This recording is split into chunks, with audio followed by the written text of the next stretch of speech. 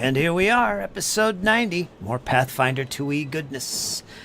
And this is a good session planned for tonight because we're moving into a new chapter in the Abomination Vaults AP, Chapter 8. Can't remember the name of it, but yeah, that's what's going on here.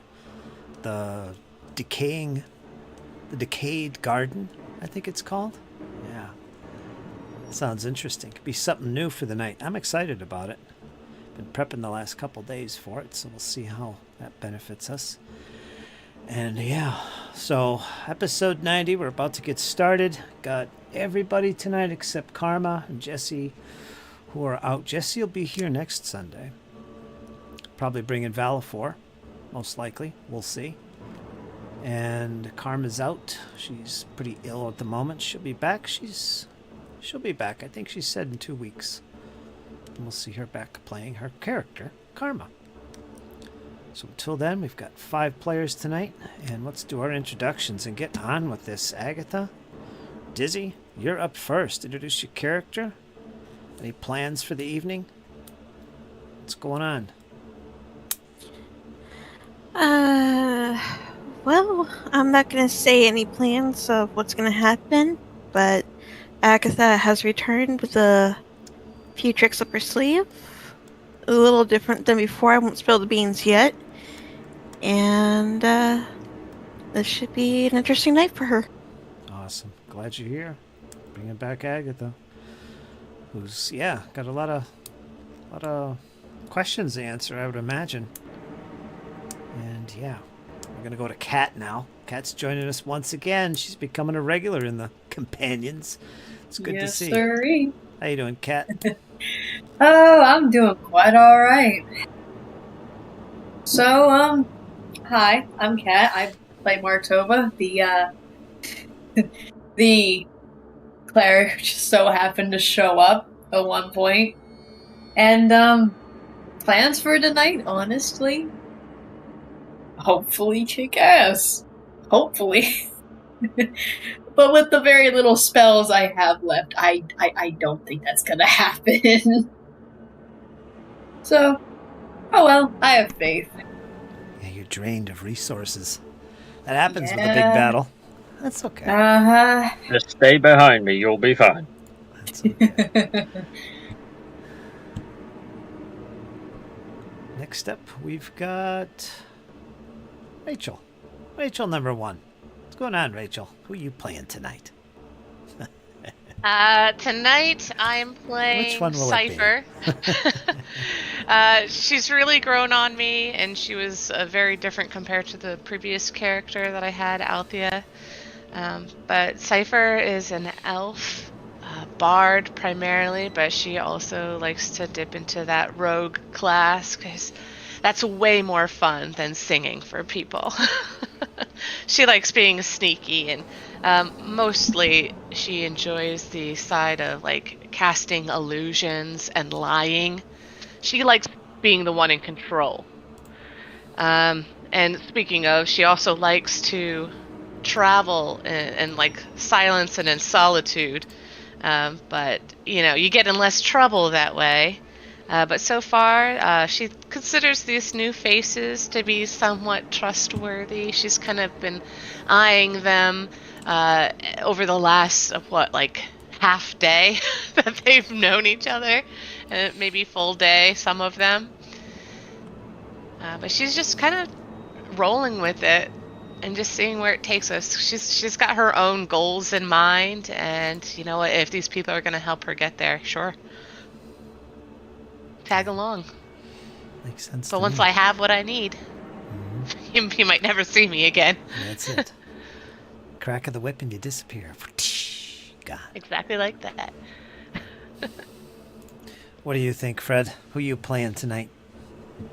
Today I will continue playing Draug, who is a big, burly, old, fat barbarian. And yeah, that's pretty much it. It's a character concept I really kind of don't. I don't know. I don't want to say I don't like it because this character has grown on me, but I usually don't play like the big burly Viking barbarian type of characters, because it's so obvious that I should do that, because I look like that in real life. But Draug, what is it, like 10 hours ago the party found Draug in being tortured in a torture chamber in this dungeon, and he hasn't been along that for that much long of a period. So we'll see. Is he a little bit weary of the others? Kind of, yeah. In a way. Keeping his eyes the back. open. Yeah, the backstory. Everyone knows that he's from the north, from the Saga lands, and there is some. They have a weird sense of pride and honor, which kind of boils down to the fact that they have saved him. So now he kind of needs to pay that off. He can't just wander off, do his own thing. So we'll see how that plays out over the course of the campaign. Yeah. As the player, obviously, I wanna, stick around and play in the campaign. But Draug might not want to do that, depending on what happens. So we'll see. Excellent. And we're gonna go over now to Kyle. What's going on, Kyle? What's up? How y'all doing? I play Bjorn, our frontline fighter. I've already, kind of always played fighters in this. I'm kind of the frontline guy. But he is our kind of half fighter, half cleric, very much overly honorable type, very clear cut and dry as far as where his morals and opinions stand. 7'1", 295, gives absolutely zero shits about the enemy, and is prepared to wade through every single one of them. But yeah, he's got a lot of history there as to what situations made him the way that he is. And right now, he's more concerned about this new individual that popped in and why Arabian was speaking to them so aggressively. So this is going to be interesting. As far as aspirations, I'm playing with the fam, so we can go any which way it wants to. I'm going to have a good time and a blast as always. And yeah, excited to be here. Been a long time. I'm still excited, and we're going to go down to the next level and see if we can either crack some heads or have to run for our lives. I can't hear you, Brett. Thanks for that, Kyle. And yeah, anything could happen at this point. We'll see. All right. I can see your lips moving, but... Can you hear me now? Test, test, test? Yeah. Yep. I can hear you now. Mm-hmm. All right. Thank you, Kyle, for the third Yes, sir. time. And we'll see what happens. So next, we're going to go into our recap. Little short story time regarding what happened last time. So who wants to do that for an extra hero point? I'm on it. Go for it, Kyle. All right. When last we left our intrepid band of adventurers, colleagues, friends, and family, we had just unlocked, or we're in the process of going to unlock, the door to Arabian's chamber. We had slotted in 4 of these relics, shards into this door. And the clerics of the group, Karma, Bjorn, Martova, I'm still struggling with that. We decided to kind of channel the clerical might, and Bjorn kind of put his hand over the last keyhole, and the door finally popped open with immense power. And there stood 2 of these little demon creatures with the glaive. I think they're called Barbazus. And then another figure came around the corner. There was no mistaking who he was. It was Arabian in the flesh. And tried to buy us off with a deal, sign a contract to deliver an individual who the other companions, Arthurian, Althea, Chapt, and the others had already encountered. Carmen, what the hell was his last name? But he was one of the Carmen descendants. Rajani. Rajani, yeah. That one always gets me a tongue twister. I think But the Rajani was the... I think the fighter from the Rose Guard was his ancestor. Yep. Rajani was the fighter of the Rose Guard. And so we were not in a position to engage Arabian at that point, so we took the contract, fell outside, but we saw an individual being tortured in the southern part of the room, strapped to a table. And Bjorn kind of wanted to wade in, but kind of needed to have more information, so we backed out of there. While we were all talking, these Barbazus kind of threw this individual out onto the stoop, and that's how we all met Draug. We then picked him up, carried him up to the safe room. We all had a rest, replenished our spells, got him taken care of, and we decided that no, we're not going to sign a contract. It's time to fight. And we went back down with that express intent to re-engage Arevian. He clearly knew what we were there for, and pretty intense fight kicked off. Culminating, we kind of waded in. Arevian popped. We had destroyed his Barbazus. Arevian kind of left. We thought the fight was over. Went around thinking, what's going on? Came back into the chamber. There's Arevian, another Barbazu. The engagement picked back up along with this new individual who Arevian was kind of chastising a bit. So the fight was on then. Was pretty intense. On the Barbazu side, Arevian was no joke in this fight. Draug and Bjorn kind of kept him contained. Cypher really fantastic spells. Martova keeping everybody alive. Agatha keeping the other demon from wading into the fight. Really good teamwork on that one. And Martova actually finished off said Abomination as Bjorn was about to lower the boom. And that's kind of where we're at. The fight's kind of wound down. The battle wounds are clearly showing on Bjorn and Draug and Agatha and everybody. And kind of just letting the dust settle there for a minute.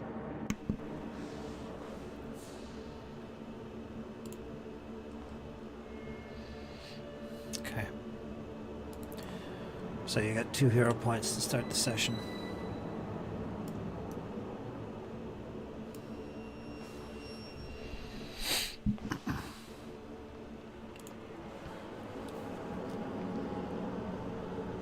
So now you've gathered yourselves together in the silence of this chamber.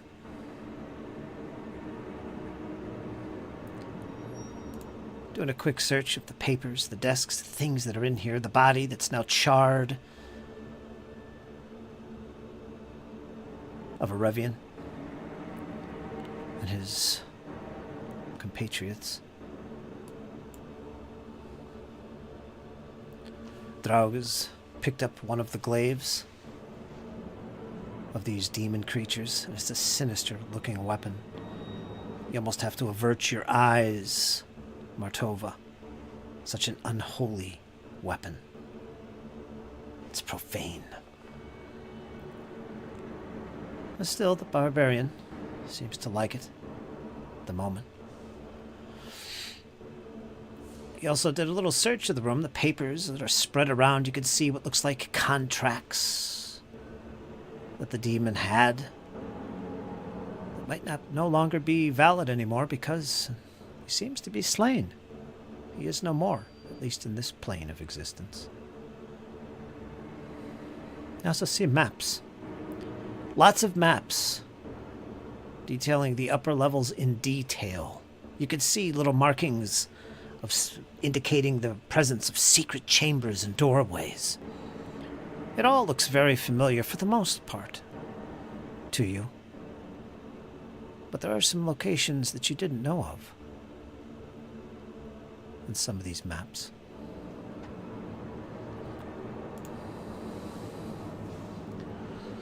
You also see reports, inventories of weapons, descriptions of tactics and progress of training. Some of the lesser creatures that the demons were training in preparation for a big attack somewhere, probably above Anotari, maybe even Absalon itself. Who is in command of all this? You can only imagine. The Dark Queen herself, perhaps. The Ghost Queen. Belcora.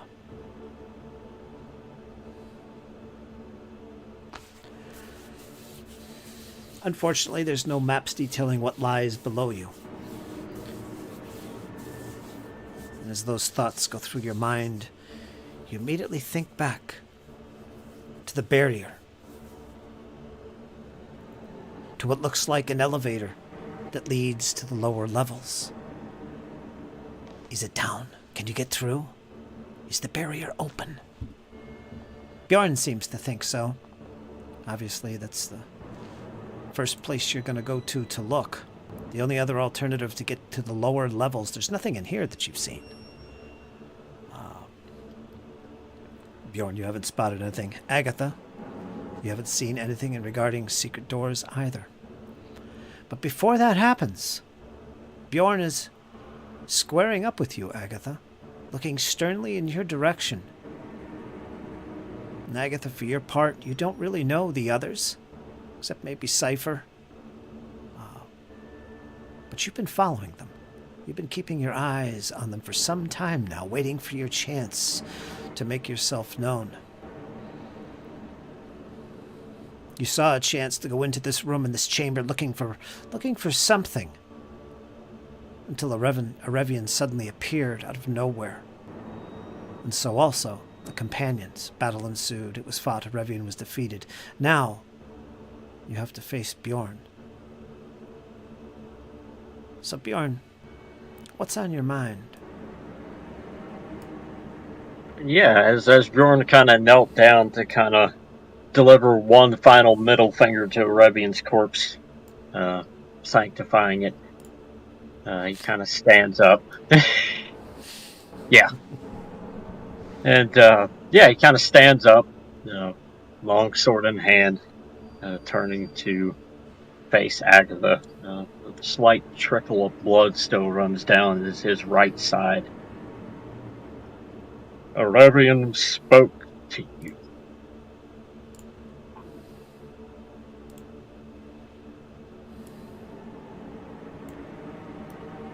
I had been hoping he would have been distracted by you so I could have slipped in. But that didn't work out. Distracted. We all could have been killed. Yet you remain walking, do you not? She could see Bjorn's grip on his longsword begin to slowly tighten. Can I have Martova perhaps intervene? Go ahead. And Martova simply just steps over and just stands between Bjorn and Agatha, and then first looks at Bjorn. Perhaps you shouldn't just hit her with your sword like a barbarian would. Perhaps there was a reason as to why. And then she looked at Agatha. Do tell us, is there a reason?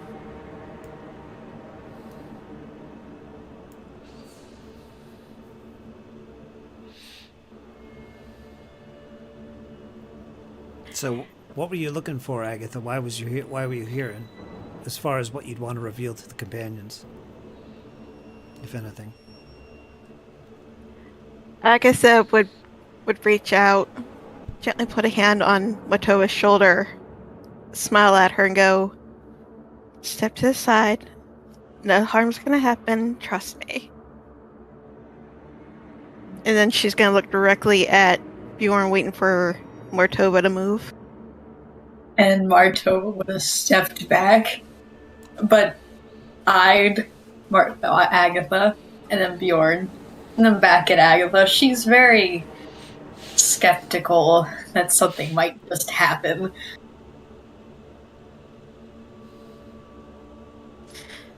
As soon as Martova starts to the side, Agatha would immediately fix her gaze on Bjorn, hold both her hands up as if in a sign of not even trying to like make a gesture of like she's gonna do anything, but more of kind of signify that she's merely there to help, with her hands turned up, no weapons in them, and go, I was in here to find contracts to see what was going on while he was out there dealing with you.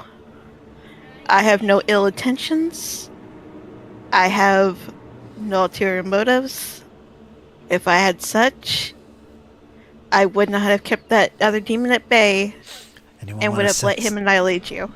Anyone want a sense motive? Oh yeah, Bjorn absolutely will. Like, he is eyeing her up right now. Whoever wants the sense motive, go ahead and make a blind perception roll. See if she's telling the truth. I'll do that. Surprised Cypher's not jumping to the chance. No, so Cypher doesn't trust anybody, and she just assumes everyone lies like she does, so... Simple. Simple. Fair. She's also half amused. Bjorn, you And want kind of wants to make see a roll? what happens. Go ahead and do it if you want one. I did. Not Bjorn. Draug. Matova. Oh, I thought you were talking about Matova. Draug doesn't care. Okay. So, Nice. Dizzy, how much of what you just said is true? Because Martova is cueing in on something here. She senses something. Is it truthful? Or are you doing a little fibbing? Mostly truthful. Okay. So you Mostly. sense Martova, she's being honest with you, as far as you can tell. But I don't know, something seems off. Like she's holding back, maybe. There's more to it she's not revealing, but she's being honest with what she's telling you. Martova kind of just eyed Agatha, slightly narrowing her eyes, as if giving Agatha the look of, I know there's more. You can't just hold it back and not expect us not to want to hear it.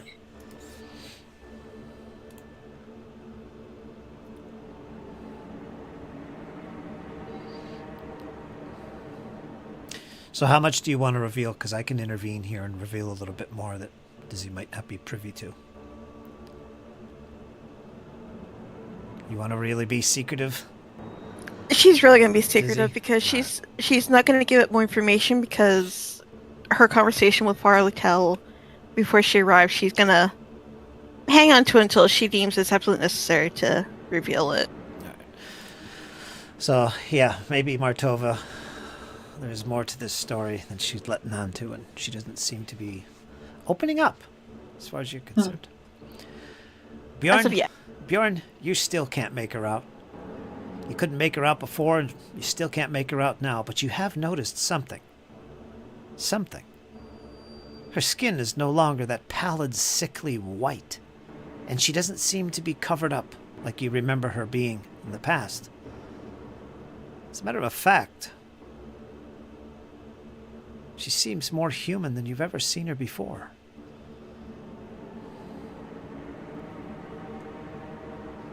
That you do notice. You intend to travel with him, Agatha?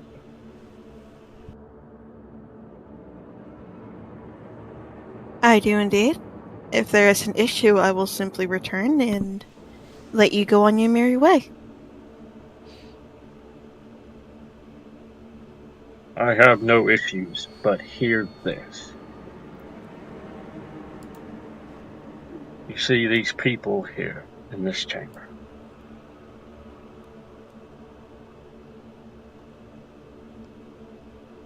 And he's waiting for the reply. She'll look around. She'll see Cypher. note where Jorag is. Look over at Martova. Reach a hand up, lightly pat her on the head. Look at Bjorn and go, I do. I consider each and every one of them my family.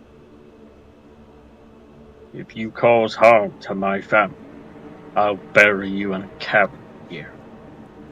Am I clear?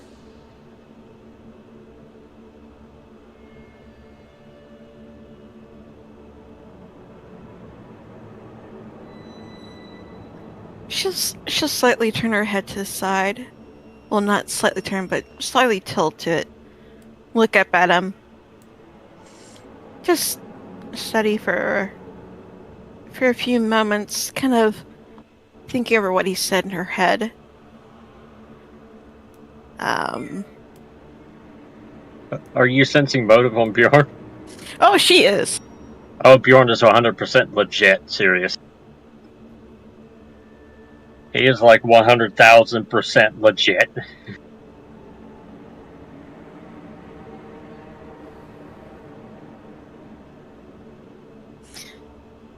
Kind of give him a slight smile and go, it's gonna be a little difficult to try and bury me in a cave here whenever everything is mostly stone.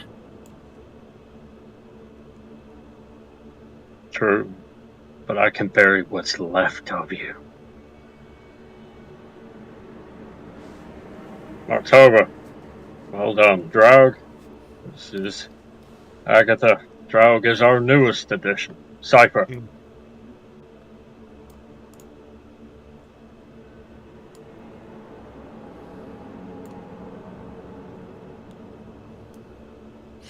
And then she's gonna lower her voice, kind of like a whisper to Martova, kind of side glance at her and go, not everything you see is actually true. And then she's gonna wander off.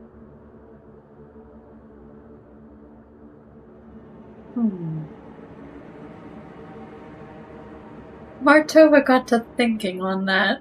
So she stood there pondering, just kind of staring at the wall.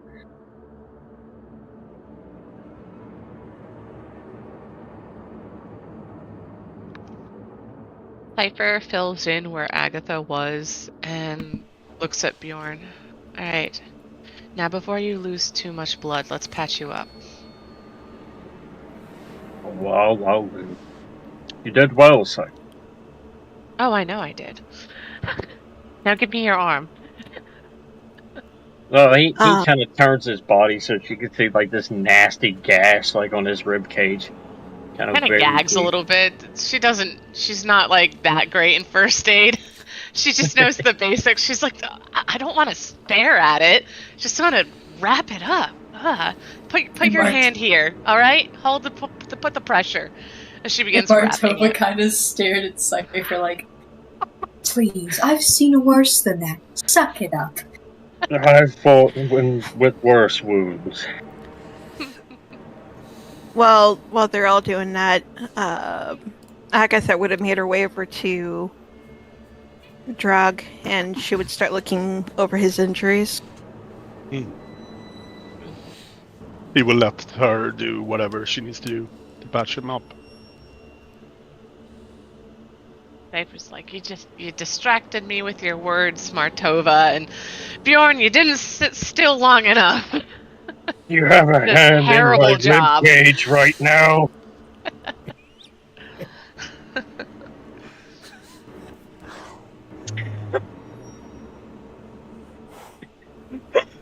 I'm sorry, I couldn't leave that one alone. What's natural medicine? Basically, I can use nature instead of medicine to do treat wounds. That's cool. Yeah, let's get the sticks, the twigs, the mud. Get some big leaves. Bat wings. Yeah.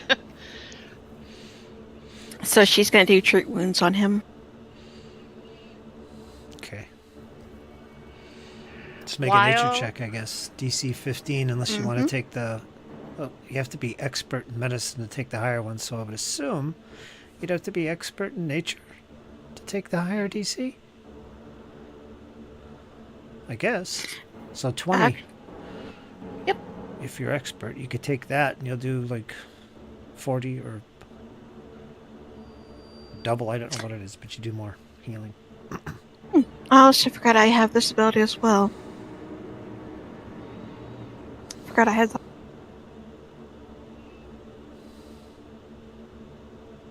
Yeah, Bjorn's going to kind of pull a healing potion out of his bag and pop it open and down it. Alright, and you said for me to roll nature instead of medicine, right? Mm-hmm. Alright, you want that blind? This is public. Okay. Yeah, know. and I guess since you have ward medic, you might as well do this for Drog and yourself. Alright, I'll do it for then both me and him. Yeah. And while Bjorn's not looking, I'm gonna cast Soothe. Like, as he's downing his potion, like, she kind of feels bad. Like, oh god, this sucker's not gonna last long. He's looking really rough. Doo-doo. One willing creature. I would imagine he would have to know. But in this case, he doesn't have to know. So you go ahead and cast that on him. Alright, so I rolled an Oh, in good 18. faith. He's definitely more than willing. Yeah. Yeah, like he's got, like just a massive pain. And then he'll reach out and do a heal on Martova. God, everybody's healing. I Perks rolled of all players. an 18 for you. For 18? Yep. So you needed, were you taking the DC 15 or the 20? 15. 15? Okay, you do normal healing, which is 2d8 or 2d10 if you're got that other feat. Meanwhile, we're sitting here healing. We're just breathing in, like, 500-year-old dust. Yeah. Martova, you get 23 back.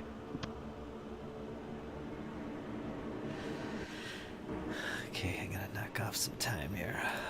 10 minutes. Imagine that would be 20 minutes, right? Because you're doing different people here. Mm-hmm. Obviously, you can roll my heal as well if you want to. The amount you heal. Okay, so let's see here. Just 2d8. I already rolled 1 and I got a 5 for that. Okay. But the question is if it was for you or for me. That was, the 5 is towards you. Okay, cool. Thank you.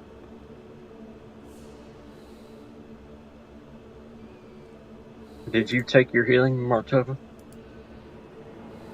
Oh no, I forgot. Ah. Gotcha.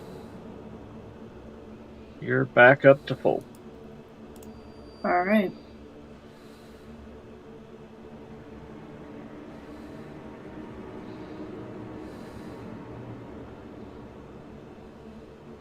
So Bjorn and Agatha, you're still a little bit, and Draug as well. You're all still a little bit down. If you want to do any more healing, do it now. Yeah, I'm gonna Be another let 10 the minutes. time go by and then do another one. Yeah, I'll let time go by and I'll drop another one on me. That's an hour. Yeah, I believe so. I don't have anything else. Once somebody does medicine on you, you're immune to it for an hour, no matter who's doing it to you, unless you have a feat that says otherwise. Yep. Okay. So you're gonna wait an hour. Mm-hmm. All right. Okay, do your healing. That applies to everybody. Ooh, 35, let's go. that's 48. Yep, that'll be 48. But Bjorn will look to Cypher and Martova since they're pretty well fully healed. And you scout to the barrier. See if it's down while we're healing up. Drog, you get 13 heal points back. Thank you. And Martova simply nodded and she went off to scout the barrier. That's a long way to go. Okay. This barrier right here or the barrier to the elevator? The barrier to the elevator. Okay. So you're going off alone? Alright. Yep, I guess so. The Cypher will join, but she's gonna backtalk Bjorn, just be like, "Yeah, I'm going, but only because like I was gonna go there already." Meanwhile, she's seeing Bjorn like put some like stuff some extra rags in the wound, and it just looks grotesque as he tightens it down. Thank you. You need a torch, Martova? Actually, let me check. I might not need it, because if I have a light spell, then...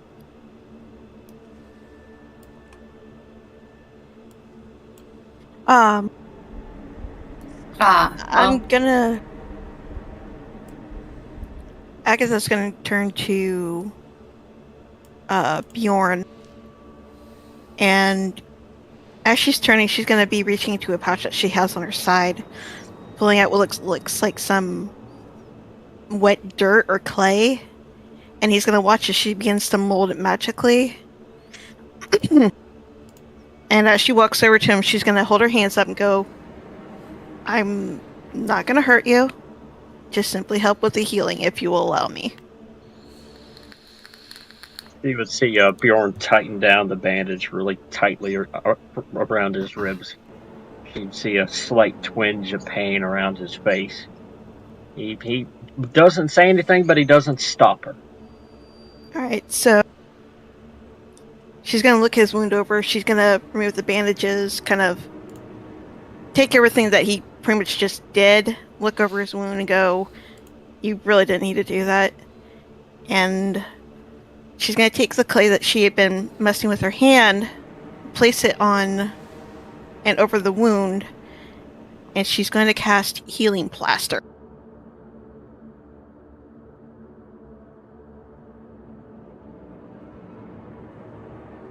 Oh, there you go.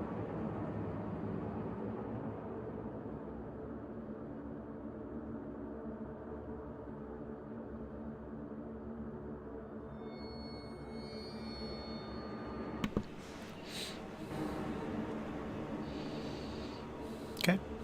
Lasts for 10 minutes. Mm-hmm. Okay, you keep track of that. Will do. Then I roll another medicine for that, right? Or would you do it then, since you're the one that casted it? I'm reading it over real quick. Since she's doing it, it looks like I'm going to be the one that's going to be doing the treat wound, so I'll be rolling it. Okay.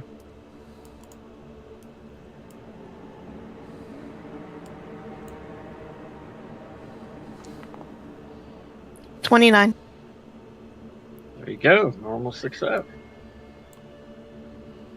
So then you would be rolling a Well, 2d8? wait a minute. Wait a minute. If you took DC 15 and you just rolled a 29, that's a critical success, isn't it, Fritz? Mm-hmm. So that'd be 48. Okay.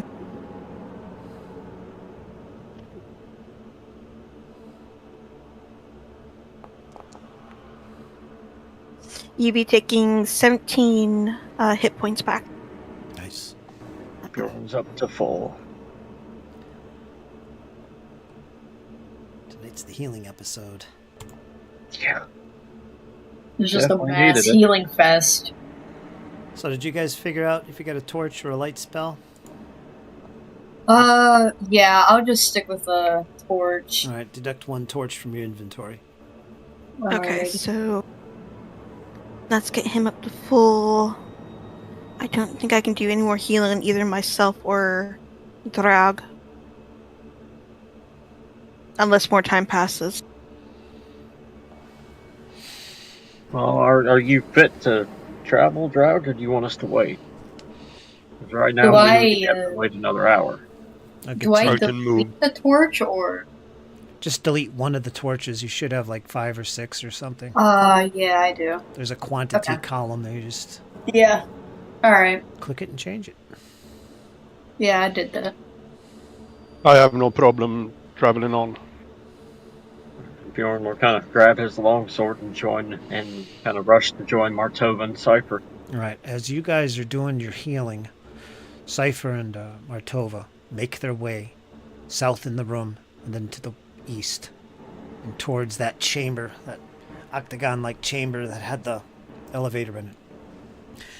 Now, Cypher, you have dark vision, so you could see, as soon as you round the corner, you could see that the glow is gone.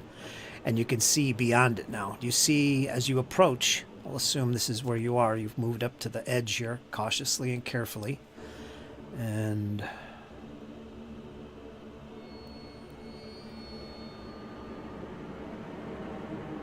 investigating.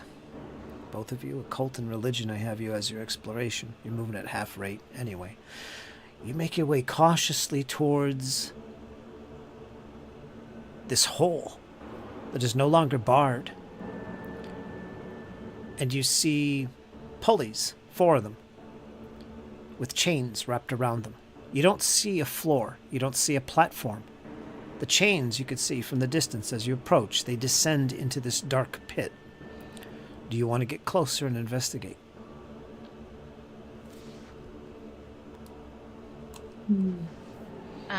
Yeah. We're gonna do what we came here for. Yeah. Is there anything that I can reach out to then pull up? Cypher, as you approach the ledge, you're right next to one of these pulleys, and you see these rusty old chains descending into the darkness. Now, you can see the bottom. It looks like about 80, 90, maybe even 100 feet down.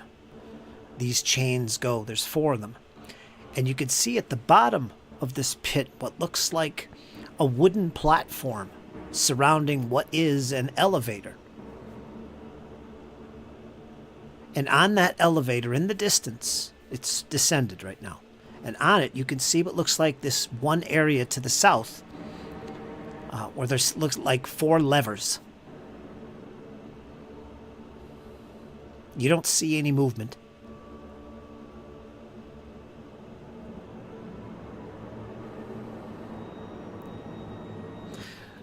Otherwise, up here at the top, you don't see any levers here either. So whatever mechanism raises and lowers this obvious elevator, it's not here.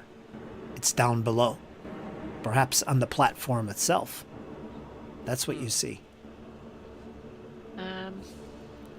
Do I have a good, view of what's down there with my dark vision? It's too high up to get really beyond what I described. Like I said, it's like this metal platform descends maybe as much as 100 feet down into this darkness where it reaches what looks like a wooden platform. It's a big square area that it's kind of nested in the middle of. It kind of looks like that wood kind of is like a walkway that's only maybe 5 foot wide. And the northern portion of it looks like it extends off to where you can't see, another 10 feet or so. So if you could imagine this little metal elevator surrounded by this 5 foot wooden walkway, and it continues further north. This little 5 foot walkway just disappears to the north where you can't see. Yeah. Just And too the high platform, along with this wooden walkway, this is what's about 100 feet below, correct? up. Yes. Alright. I'm gonna reach into my bag and just kind of pull it out almost like a magician. Like with that ribbon, it never ends. But she's gonna pull out that very weird hair rope, because that's 100 feet, or at least was described as 100 feet. So she's going to take that out and just exclaim to Martova, "All right, I'll give you the option. You want me to hold the rope and you head down, or do you want to hold the rope and I head down?" And she kind of looked at Cypher and at the rope, then down at the pit and back at Cypher. I'll tie it to the mechanism, you're right. And we're both gonna go down. But I'll go first, because I can actually see where I'm going and really only have one hand holding that torch. Although we could always toss it down, just to see really how far it goes. That's what I was going to do. Alright, toss away. And that's exactly what Martova did. She tossed the torch into the pit just to see how far down that thing went. And there's just the two of us, like, leaning over, like, oh, look at that. All right, so you're tossing a torch down into the darkness, and Cypher, you're tossing the rope, or the end of it. I'm tying the rope. You're tying the rope to what? To that little piece that is to my right, here pinged on the map. And as you do so, you notice that the chain itself goes exactly towards where you're throwing the rope.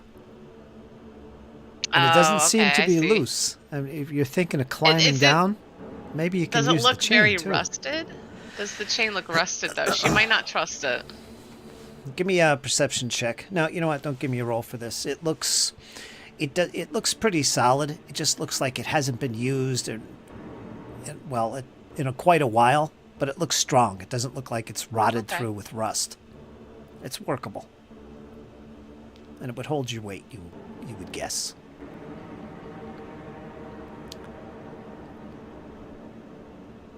And it's very taut. So it's not loose and dangling. It's hooked down on something on the bottom. Probably the elevator. And do both of them look very sturdy? Yes. Okay. Well, she kind of just, like, off to the side, just wraps up that rope. Like, she didn't just make a big deal pulling it out of her bag. 100 feet. 100 feet of rope. Oh, God. Nasty hair, too, no less. Demon hair. I know, right? This is not pleasant to touch. Yeah, and then she yanks on the chains and looks to Martova and says, well, I think these might do. I don't think we need my Martova rope. simply nodded, and she looked at the other chain to the left.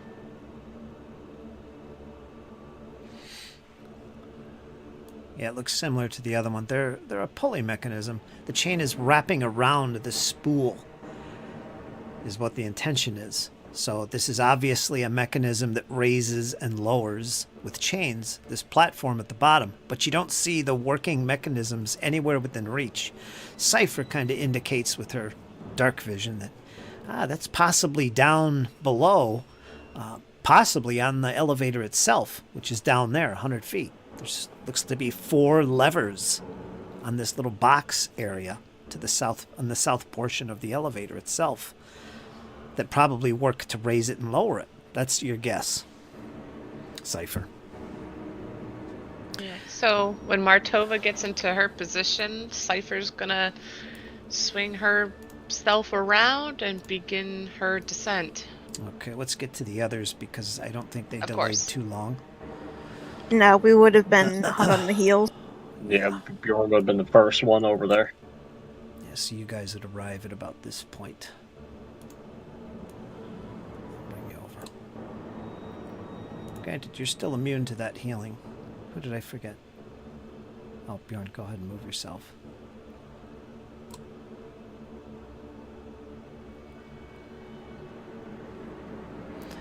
And it's at this point that you can see Cypher, and you see Martova with the torch in her hand, and they're kind of looking at something, the pulleys, but you don't see the barrier. It's no longer there, Bjorn. Your guess was right. Remove its power, and the barrier disabled.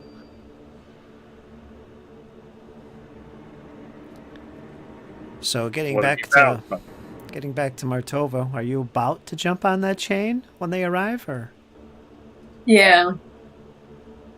All right, so you can pull yourself onto that chain. If you want to descend, all I need to know, it's very taut, so it's not swinging back and forth. Mhm. All I need to know is your strength and whether you're trained or expert in athletics.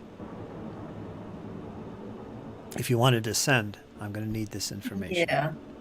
Okay. I'm trained in athletics, and what do you mean by strength? What's your strength modifier? +2, +3, +4. Oh, Yeah. 3. Yeah. Oh, nice. Quite strong. Yeah, quite Mhm. strong. So if anyone wants to descend 100 feet via these chains, I'll need that information. But right now, Martova, as these guys arrive, you've hopped out onto this chain and you're dangling. If you want to go down, you're sure about this? Let me know. Martova took one last look at the others. One last before look. and then looked down at the pit. And down she went. All right, all I need is one check. And 100 feet is quite a ways. I need one athletics check. This can be public because if you... Well, you know what? Keep it blind.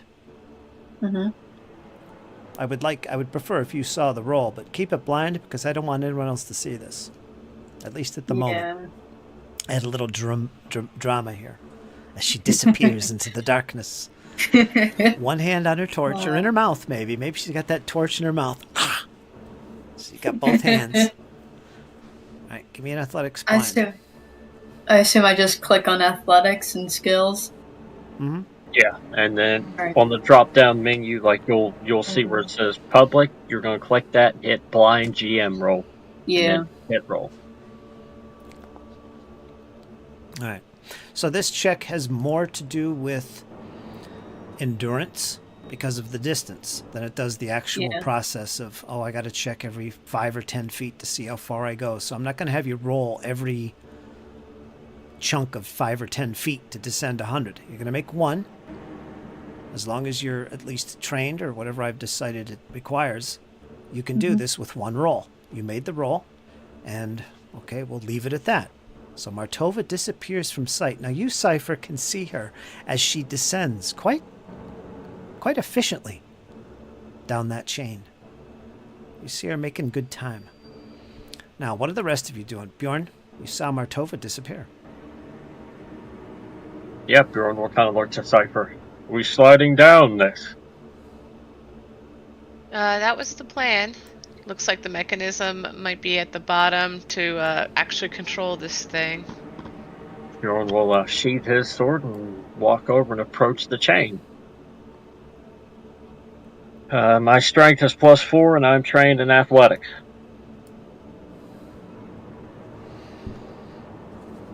All right, so that's the plan. Everybody's going to descend. Oh boy, this is gonna be fun for me. Well, Bjorn's going down to kind of, help out down there as well. So you're going to go down and... Yeah, and then try to bring the Piecemeal. elevator back. All right, I just need to know who's going down then. Martova's on her way down. Bjorn, you're following suit? Yeah. Okay. Agatha's staying up. Draug is also staying up. Yeah, Cypher was gonna go down, but after seeing Bjorn go, she's just like, that's too many people. And she's gonna stay up. And she disappeared. Oh, there you are. No, she's here.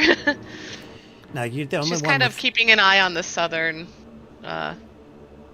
entrance. Okay. So you guys, if you're at the edge watching, Bjorn, I assume you probably are. Not Bjorn, no. Draug. You're probably watching them as they descend. You can see the light of Martova. You don't have dark vision, so we can't really make them out. Actually, you probably could. Bjorn, you're close by to where she is. And did you make your roll, Bjorn? It's on its way right now. Okay, make that blind. That is blind. Okay. Yeah, Bjorn has the light spell on his gauntlet, so they'll be able to see me pretty much everywhere I go. Oh, that's right. So who's got the light above? No one. All right, you're in darkness, but you can see Bjorn and Martova. All right. In that case, give me a moment here as I go to another map.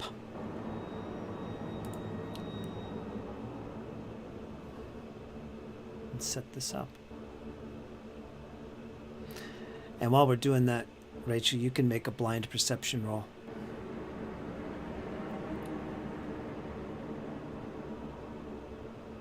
Drag will actually stand here with his back against the wall in the corner.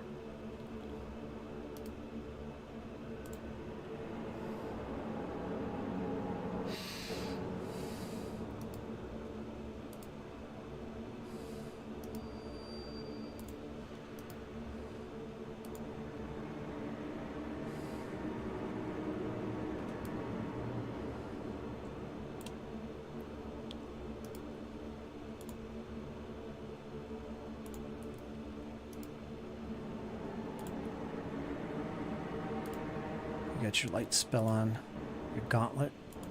Yep.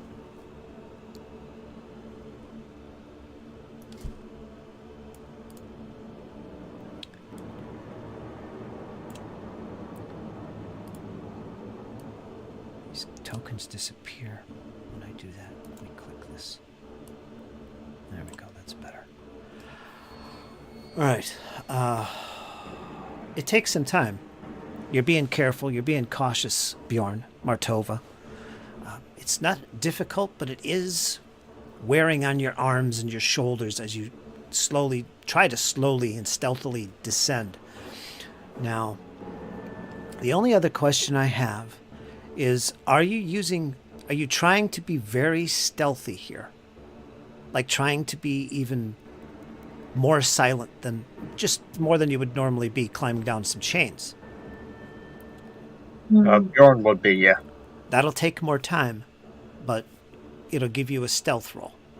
So if there's anything there, maybe you won't be detected. Yeah, I mean, I may as well. Okay, in that case, you can both make blind stealth rolls, and I'll record those results. Yeah, my stealth is +0. How could this go any worse? What is mine? I have a bad feeling mine's. Watch it go to work. Yeah, like No, my it's stealth is +2. Well, you're better than mine. Mine's a nice Oh. crisp +0. Oh boy. See how this goes.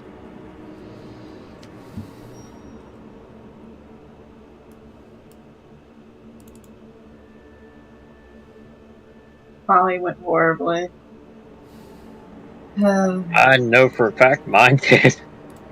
It'd be funny if we rolled the same thing, or at least somewhere along the same lines. All right. So is anybody up top watching them descend? Agatha is. All right, so you see this. You see the lights slowly get further and further away. It's a long way down, Agatha. You don't have dark vision, right? No. You have low light? Let me double check. I think we're thinking about your dampier. I nearly said that, but Okay. no, she. I'm trying to see where All right, she would save have it for later. Let me get into the description here. Gotcha. Martova, you're in the lead. You descend 20, 30, 40 feet, 50 feet. Your arms begin to burn, your shoulders. You notice somebody above you. As soon as you jumped down, you knew Bjorn was going to follow. He's that type of individual. And he's following right after you. You're both not even muttering a word to each other. You're obviously trying to be a little bit quiet as you descend these chains. You are relatively quiet. Occasionally there's a ching sound as the armor catches on one of the chains. But you make good time.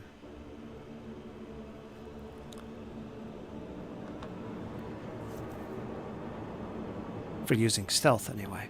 Takes you a full 10 minutes to get about 60 feet down. 70, 80. Your light is burning and you can see only about 40 feet, max, with the torch. Same with you in the light spell. All right, you don't see much, but as you get closer towards this platform at the bottom, the end, you hear noises. You hear the sound of hammering that stops, and then you hear voices, grumbling voices. You can't make out the words, or if it's even a language. It's coming from the north. Do you continue the descent? Well, I mean, we're already down this far. You got 30 more feet to go. Yeah. Bjorn would just look down to Martova and just nod and keep descending. All right. Yeah. You Martova just keeps going. All right, you keep on going, and you get about 10 feet towards it, and you hear a scream. You hear a screech from the northern portion of where the platform is, some distance away, maybe 20 feet away from you. You hear a screech, a howling, a terrible sound that seems to echo through this, what feels like a giant cavern. And what I'm going to do now, I'm going to bring you onto the map, Martova. And oh boy. Okay, so you're gonna know what I'm talking about. Kyle, I'm gonna bring you to the scene as well. Nobody else can see this. Although you guys, at least Agatha, you do see the lights, and you can clearly see your friends down there. And as they move about, you can kind of see clearer what they see. And it is indeed a wooden platform. There's a metal elevator. Obviously, that needs to be raised. Where you're standing, Bjorn, that is where well, you shouldn't be there. You're on top of it. Right there. Right behind you is this mechanism with 4 large levers, and they're all in different positions. Okay? And you've both landed, and as soon as you land and your feet hit the metal platform, you hear the voices coming towards you. You hear feet coming along the wood, coming in your direction. And I'm going to make them appear. Whether you can actually see them or not will be indicated on the map. And you hear a lot of them. Oh boy. Bjorn's going to draw his sword. Martova's going to draw her scimitar. All right, and they're coming in your direction. I'm going to have you guys roll initiative. So I'm going to put you both in the initiative. This is an encounter. All right, so roll your perception. It'll be perception. Okay. Which is the default. Kyle, did I put you in? No.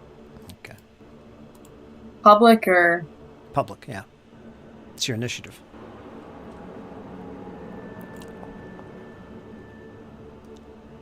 Oh, I'm going to hero point that. Agatha, I'm going to let you go into the initiative as well, Agatha. Alright. I'm probably going to hero point mine as well, because,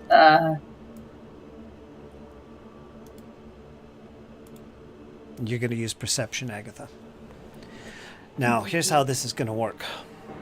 We got an initiative going here. Agatha, you're able to react to what's happening down here. Cypher, Draug have no clue. However, if you scream, if you say something, Agatha, they will join the initiative. And then you guys, whatever you want to do, you can do an initiative. But right now, nobody knows what's going on. So let's look at the initiative and see who's up first. As whatever these creatures are, they're coming straight at you. And I'm going to show you the creature. I think everyone will see this. That's okay.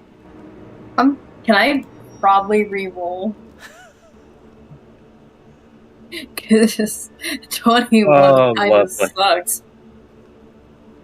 Oh, that is that's a creature. Yeah, this is about to get real.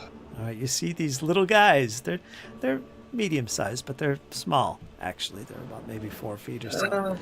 White hair, they're gruesome looking. They have the stench of undeath all around them. And they wear these colorful little clothes, too, which is strange for what would be these dead-like creatures. And they're rushing towards both Bjorn and Martova. You see this, Agatha. You see these creatures, at least one, maybe two, appear within the light. Do they appear threatened? Oh, yes. They don't look happy. She immediately tells the others. Yep, here we go. Well, we gotta wait for initiative to come around, so you can react, Agatha. Alright.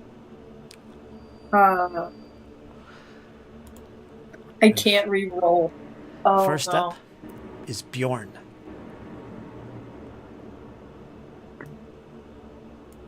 These guys don't look at all happy, right? Well, hold on. Martova, did you want to use a hero point? Yeah, I did. Because my one kind of sucks. Alright, let me reset you. You can re-roll it. Get rid of your hero point. Yeah.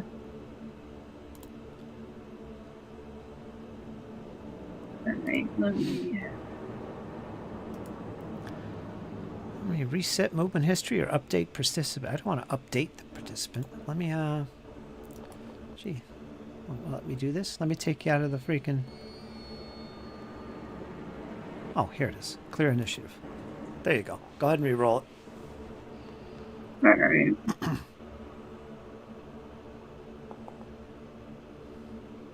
That's much better. Okay. And you have no hero points now. No. Go ahead, Bjorn. Draw your all sword. Right. Sword was already drawn as soon as I hit the deck. These guys appear You'll have very... to spend an action to draw that. As soon as you hit, they were running in your direction and initiative is rolled. So you have to spend an action to draw it. That's cool. But they appear very threatening, right? Mm-hmm. They're running towards you. Okay. Yeah, Bjorn will kind of yell to Martova to activate the chains. And that's exactly what she did. She started trying to figure out how to throw the switches on to make the thing rise. I guess Bjorn will move up there. And I'm going to Two will raise... move over. Oh, hold on, Martova. It's not your turn yet. Oh, whoops. We're in initiative. I'm going Patience. to raise my shield. All right, you're done, Bjorn. Yep, I'm done. We're going to go to Martova now. Now you can move. Okay. She's just gonna kind of move over, and now she's just gonna start trying to figure out how to fix the switches to raise the platform. Can I roll like a perception check to see like if there's like a certain pattern the switches have to be flipped on, or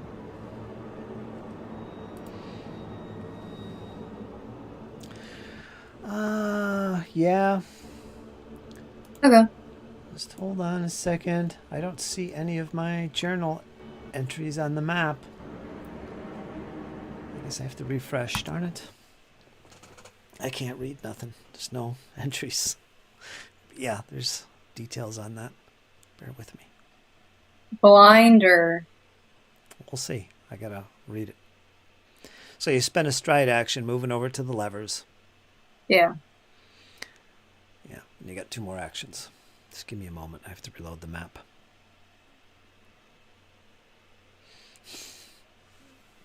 And you do have a torch in your hand. Yeah.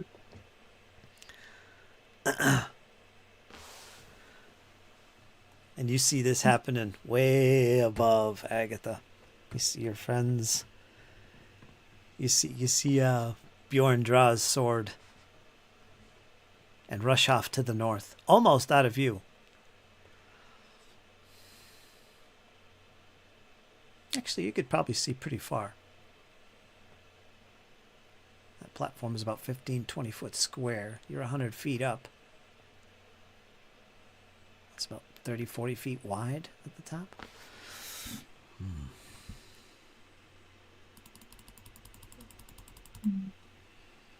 All right, let me get back to the map.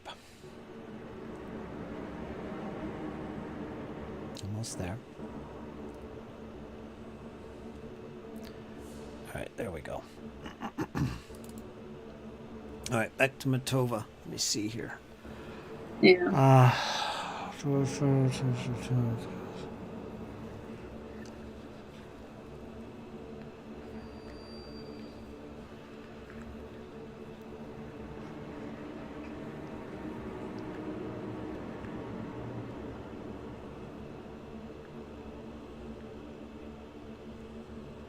All right, so there's something very confusing about these levers. If they indeed work the way you think they do, that is 4 levers, 4 chains, 4 pulleys, you would think there would be something very organized by the way the levers are positioned currently. But they're all in these odd up and down positions. They're not working together. So that kind of throws you off. Now,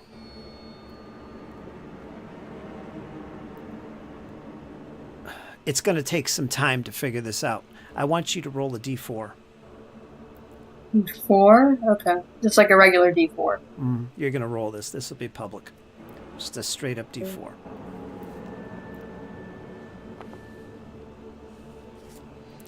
Get a 3. Moving the levers. And as you're doing this, you can feel, as you move them, it feels like this lever seems to be working this side, this chain, and this pulley, and it begins to go up just a little bit and then pop back down. And you start pushing and pulling on the other levers. The same kind of thing happens, but they're all doing it at different rates, and you're not making any progress with these levers and raising the elevator. And that's going to take the rest of your turn. If you want to continue doing this, you can do so. All right, so as you do that, yeah, that's going on. In the meantime, it's time for the creatures. They are up. Yeah, there's something very confusing and awkward about this thing. It's not an easy process figuring out how these levers work in unison. I'll reveal more information if you keep on tinkering, but that's what you're getting right now. All right. Agatha, you're up next.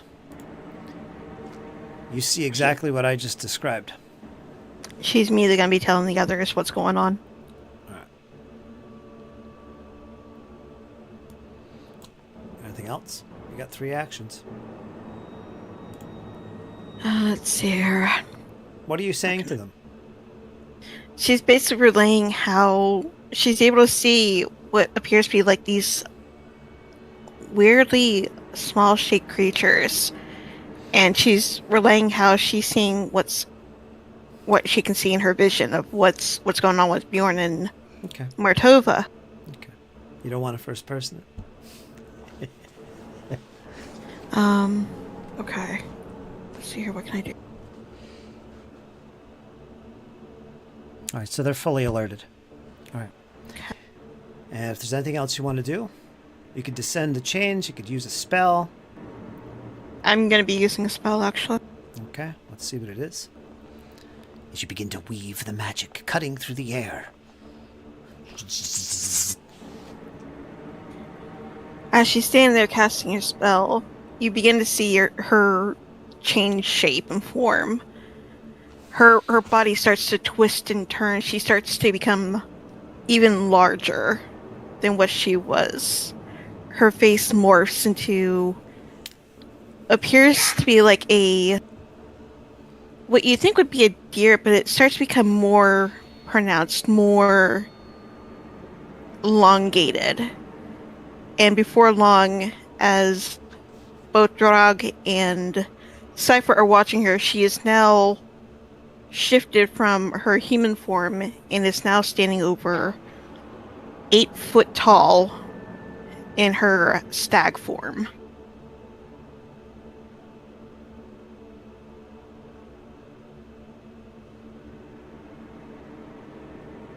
And she has what appears to be these rippling lightning effects going up all along her body. Her eyes are just electrified. And as she's standing there watching what's going on down below, she's moving agitated. She's moving back and forth. She's wanting to get down there.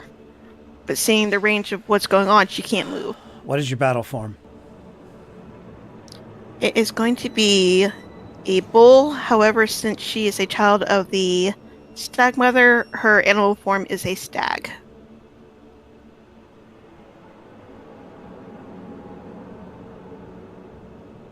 What did you choose? Bull.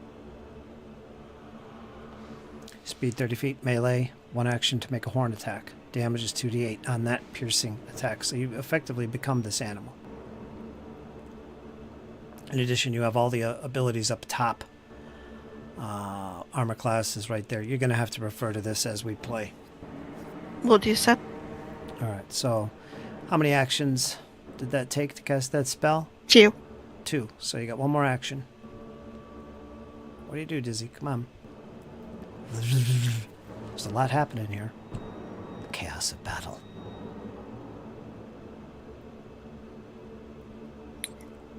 She can't really get down, so that's the only thing she can do is just shift her form.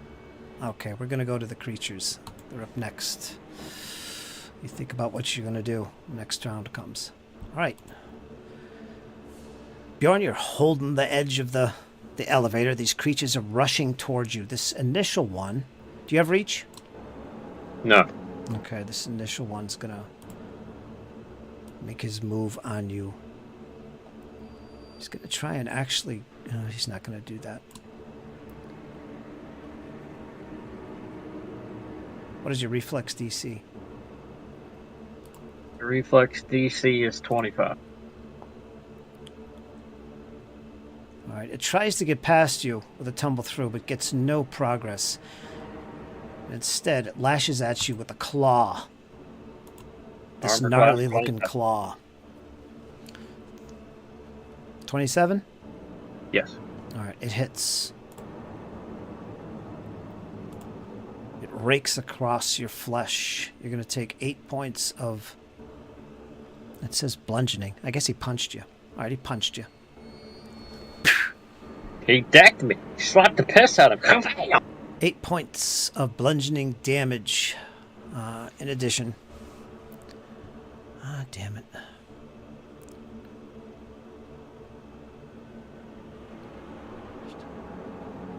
Make a savings throw. Fortitude.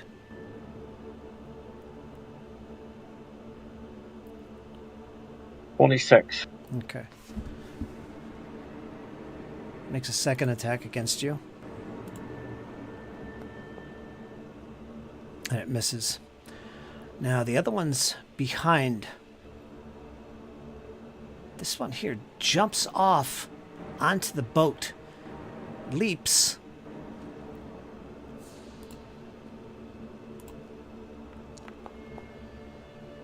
Easily gets across to the other side. Using a movement action to get around the side of you. Do you want to use your retributive strike? Oh, yes, I am. You try and catch him as he pulls himself up. Hit. Normal. Okay, roll your damage. This will be 14 points. Slashing. You cut deep into him, putting a large gash in his shoulder.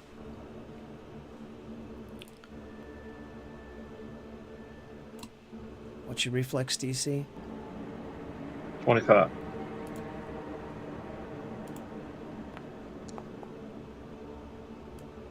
No.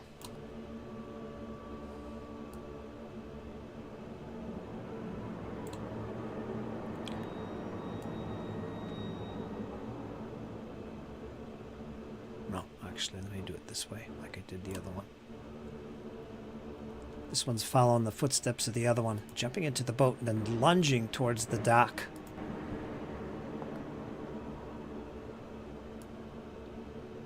But he fails. Let me see if he can catch an edge.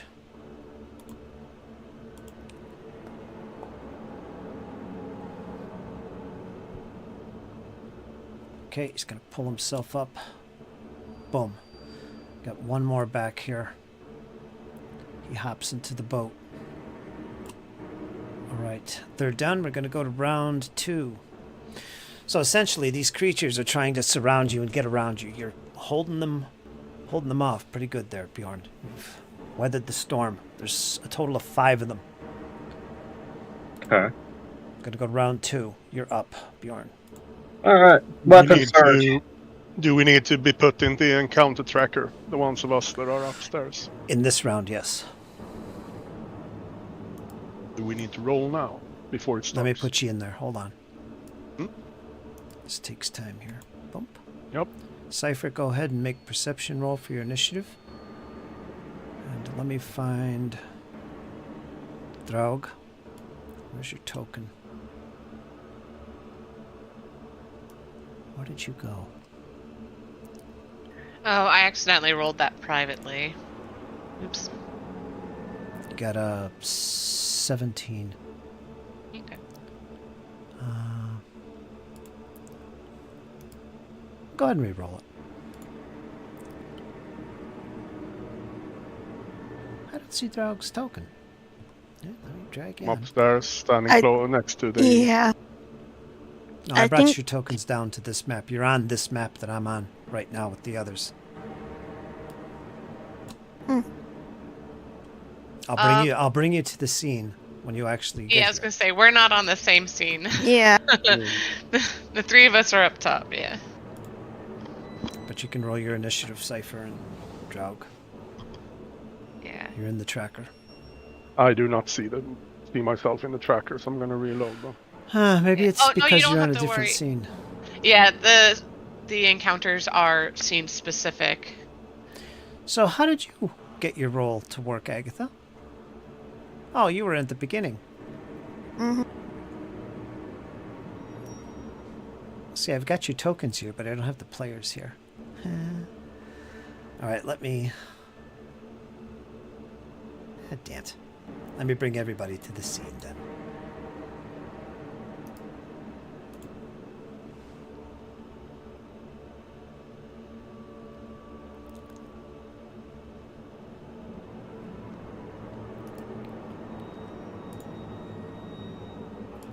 There's your token.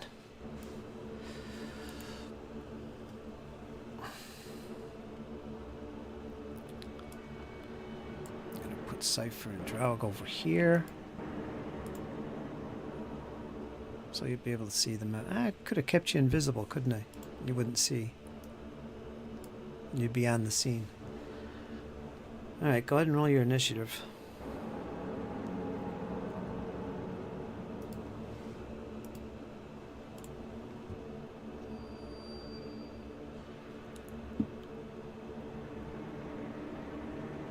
Fred, you're still on the other map.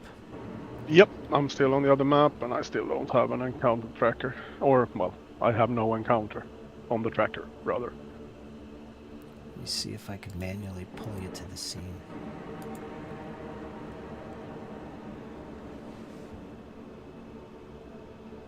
There we go. I'm rolling.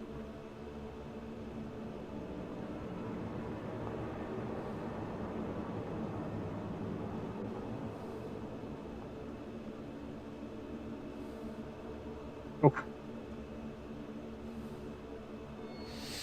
Alright, top of round 2. You guys are in the initiative. You can react. Just remember, you're up top. You're not actually on this map. And we're going to start with Bjorn. I did the 1 action weapon surge, and then I'm going to strike this creature to my left that I've already injured. That's a critical hit. So this will deal an extra 2d6 spirit damage in addition. That'll be 40 points in total. Alright. Oh, you cut deep into that one. Let me see.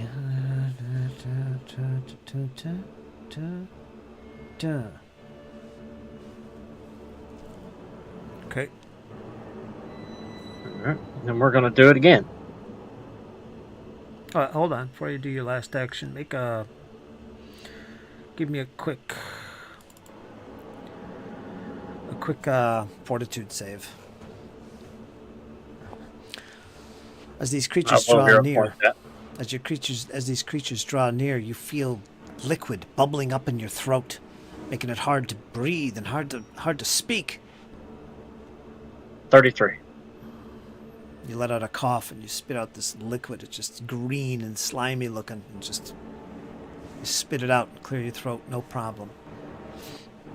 Don't know what that was, but yeah, that happened.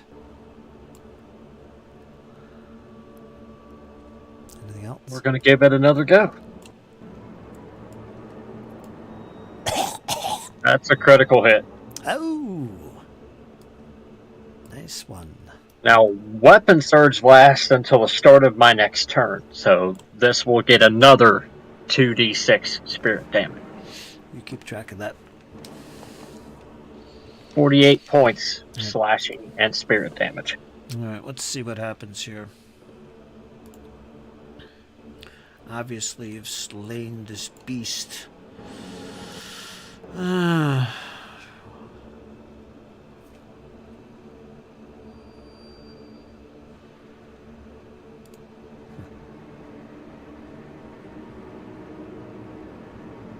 All right, describe how you destroy this creature. Bjorn would kind of spin around and charge those up top, and even Martova could see Bjorn's sword begins to glow with a vibrant radiance as he swings the blade, completely decapitating the creature. Splashes into the water. Sploosh. Yep. And the body just collapses. And that's all I got. Okay, we're going to go to Draug. You're up. You hear Agatha in the distance looking down into this darkness. Call to your attention. I don't know what she said because she did say, but yeah. What do you do? Drow spins around and checks or looks down the hole basically, and as he does that, he sees that the platform downstairs with Martova on it is like jerking back and forth, and you can see the chains rattling next to him. So he will not do anything. He will stare intently and hope that the platform raises. Okay. So the best you could do, because it's going to take a while to go down that chain, you could stride to the edge, okay, to spend an action striding. You're looking at the situation. It'll take you another action to jump on the chain and another action to get as far as you can. And that's going to be a slow process. Yeah, he does not go onto the ship. I'm just explaining to you rules-wise, mechanically, what you're facing. Yeah. Yep, I understand that. Next is Martova. Okay.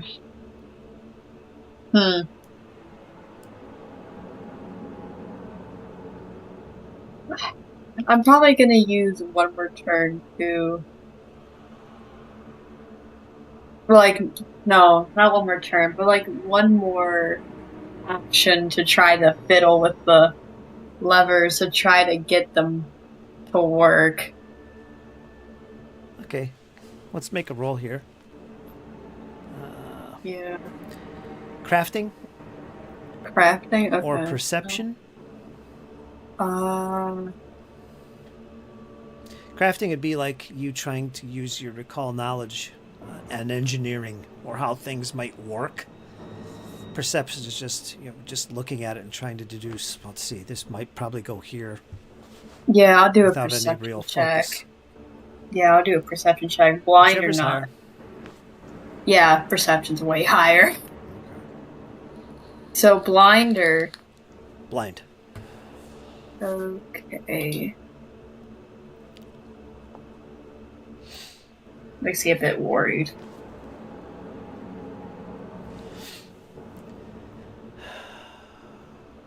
You spend the rest of your actions fiddling with this. But you can deduce, if you keep doing this, I mean, occasionally it rises, but it gets tilted and it's just not going upright. These levers from what you can tell, it's like each lever has to be put a certain way to match up with the other ones so that the speed that they rise at matches. But there's the only way to tell how that works is by, putting this one up here and then slowly moving this one up and getting the speeds all in unison. There's a trick to raising this damn thing. And you can deduce that it's going to take you about 3 hours to really get this figured out. Okay. And your turn is done. Now, no one else knows this except you. Yeah. Agatha? What do you do, Agatha? What's the distance to the ground and where the upper platform is? 100 feet. Like we're 100 feet. Okay. All right. Let's see what I can do here. Now remember, you're turned into an animal form now. So things are a little different.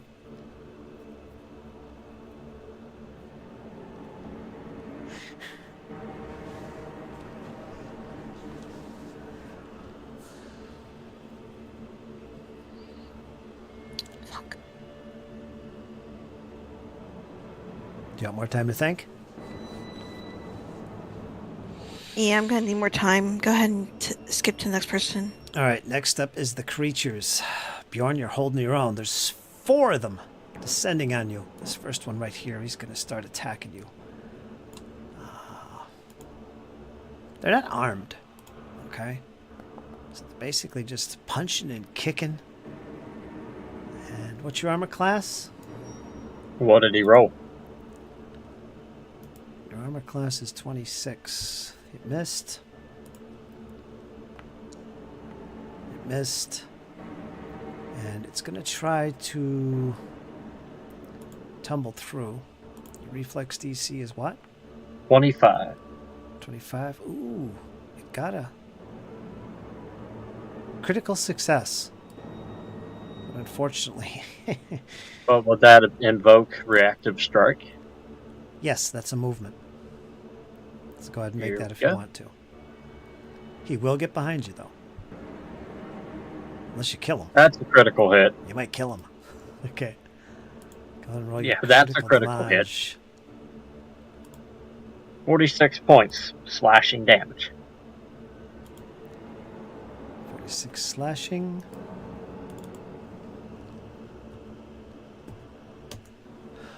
You catch him right as he zips under your legs, and you pierce his lower abdomen.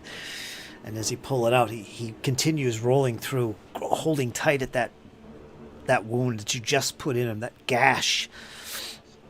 But he is now behind you. And Well, that's it. I was about to ask that since I turn's hit him done. with No, it doesn't stop his movement. Okay, that's what I was asking. It's that kicks into gear when you're dealing with spells and stuff. Like if it was casting a spell and you got a crit, he would lose his spell slot, and the spell wouldn't go off. But normal movement it has no effect on.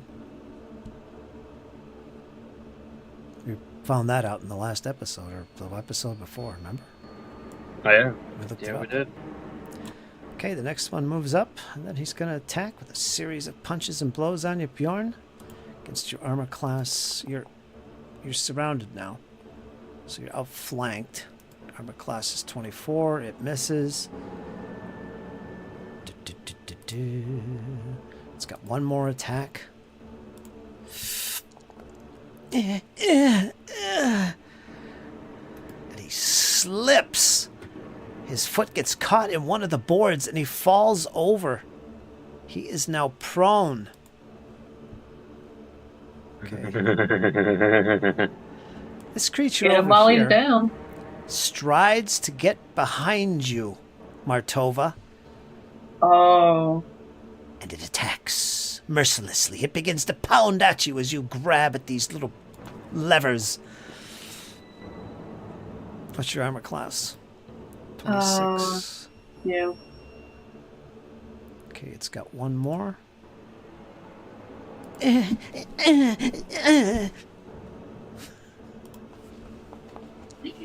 But none of those blows get through. Oh. This one up here is going to do a acrobatics. He's going to do a leapage. He wants to do a little leapage. Is it acrobatics or athletics to do the jump? Probably. I don't remember. Oh! He slips. He's going to try and grab an edge. He does. Pulls himself up. Boy, it's a slippery spot there on the pier. And he's done. We're going to go to Cypher. Your elven ears are picking up the familiar sounds of Bjorn's battle cry and the clash of arms from a great distance away, the pit. Down below, between my dark vision and the torch, can I see the enemies? You're going to stride up to the edge? Yeah. All right. You stride up to the edge and you can see clearly with your dark vision. You could see Bjorn. He's surrounded by 3 of these creatures, and you also see Martova, who has a torch in her hand as well, being assailed by what looks like these small, almost gnome-sized creatures with white hair, and just, you can't tell out the details, but yeah, you can see the colors because of the light from Martova. Okay. So after getting to the edge and possibly seeing this one limp or something, Cypher's going to target that with a magic missile, which has a 120 feet range. Boom. So I'm going to do two actions. Okay. And it's not heightened, so it's just going to be literally 2. 6. 6 in total. Yep. Force. Let me see here. Force damage. Okay, 6 points damage. You hit him and you see him react and reel in pain as these magical arrows pierce him from way above. So it definitely affected him. He turns around, you can see him making faces at you. I wave. Bjorn, it's up. You're up. Round 3. I'm gonna attack the one that I attacked before. That's critical hit. This is the one behind you? Yep. Go for it. He's looking beat up. That'll be 36 points slashing damage. Describe how you fell him. Seeing Cypher's magic missiles come in as they strike it, Bjorn kind of parries a blow from the one up north and just pivots and crashes down on this other creature. Literally, Martova, you could see him literally cleave this creature in half. And then he's going to turn his... Yeah, and then he's going to turn his attention to the one that's now prone in front of him. This should be interesting, and we're actually going to switch to piercing for this. Martova, I don't think I made you make that savings throw. Give me a fortitude save. Oh, alright. You should have done this at the start of your turn, but go ahead and give it to me. Fortitude? Fortitude save. Public? Or... Public. Okay. And you hit, Bjorn. Yep, that's a critical. Oh. You got an 18? Do your damage, Kyle. Oh, brother. 30. Piercing.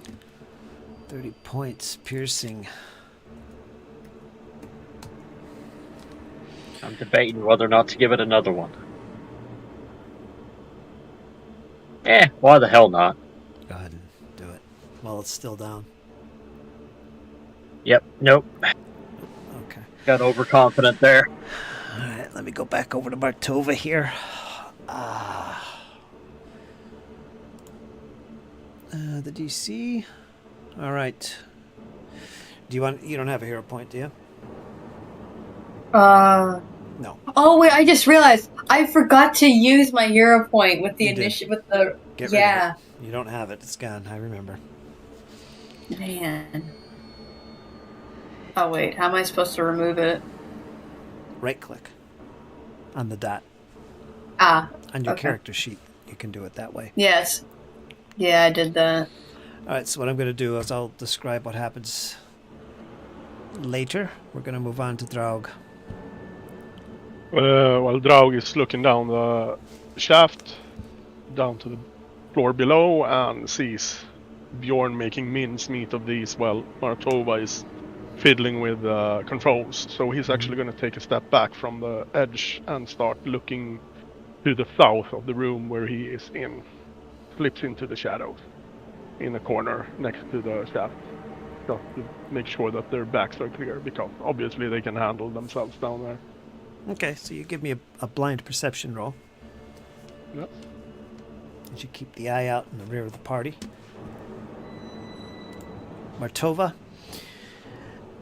as you sit here and you're working these levers, you've got it figured out now. This will take way too much time. You got to take care of these creatures. Bjorn needs you. All of a sudden, you feel a liquid begin to come up into your chest and come up into your throat, and it's bubbling, and you start to gag. It's almost like your lungs were filled with some type of swamp water. It's nasty, and it's coming up into your mouth. You can't breathe. You can't speak, you can't talk, you can't tell your friends anything that you learned about this mechanism. They don't know. But you can't talk right now. You can hold your breath. So you're not just gonna die. So you're literally standing there holding your breath as you suffer from this. Swamp water is filling your lungs. Yeah, figure that out.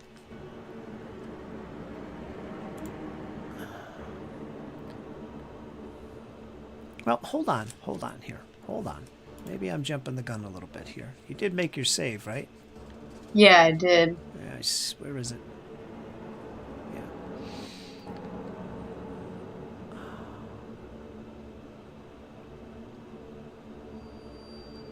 Let me see.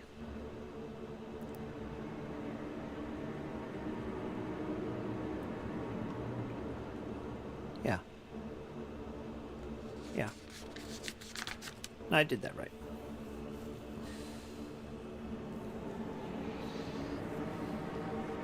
Okay.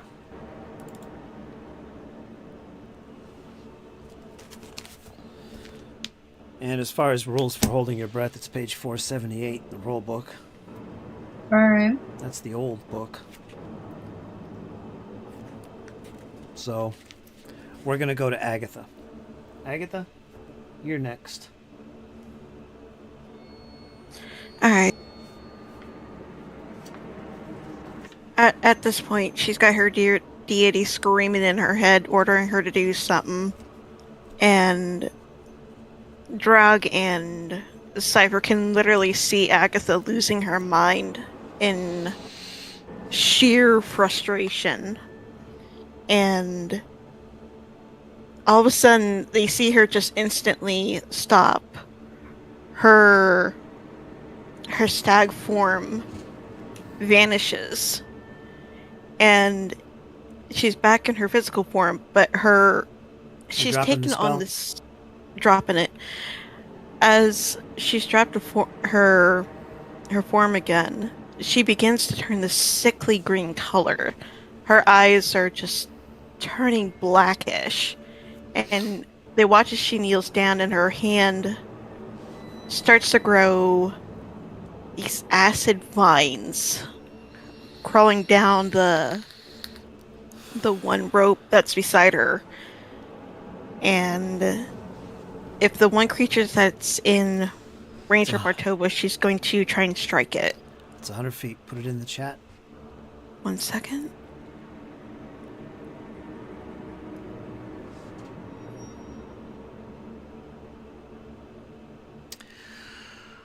Range 120 feet, targets one creature. Yeah, you could target any of those creatures there. Ping the one you want to target. The one that's attacking Martova, I can't ping it because I can't see it. I pinged it. Don't I have you on the map? You have me on the map, but everything is complete pitch black. Where is your frickin' token? I don't even see it. 1 second. Alright, there you are. You're not actually on the map, but yeah, can you see now? Okay, there we go. Now I can. Yeah, now you can ping it. Yeah, that one? Alright. Yep. Running into magical acid, target 2d8.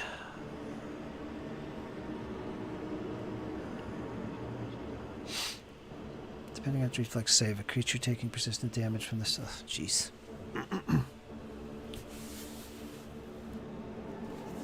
Agatha is just losing her mind right now. She's like, she sees how bad of a position she's in, and she's just doing everything she can to help. So it makes a reflex save? Alright, let me do that. DC 26 basic reflex. As it tries to get out of the way. Ooh, critical failure. Oof, oof, oof, oof, oof, oof. The creature takes double damage and full persistent damage, and the claw moves it up to 20 feet in a direction of your choice. Alright, so first let's roll the damage. So 1d6, well, do the...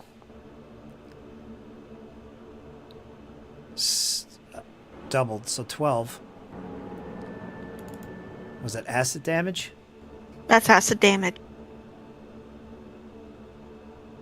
Alright, so it's going to take full damage from that. So 12 points of that. And then persistent damage as well. Ouch. Mm-hmm.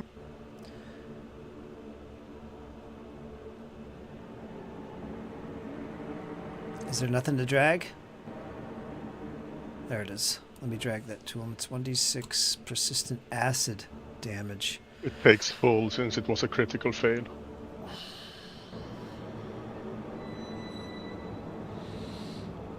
Yeah. Oh,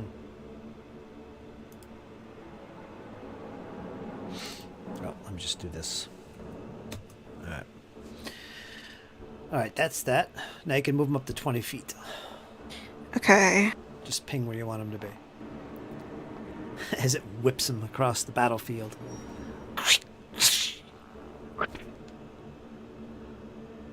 Where do you want him to go? You throw him in the water. Throw him in the... Yep. Alright, you want to do that? She's gonna make this sucker drown. Alright, I'll move him. Splash! He goes into the water. And that's the end of that spell, right? It disappears. It's gone. Yep, but it still takes the persistent damage over time. Oh, yeah, the damage does.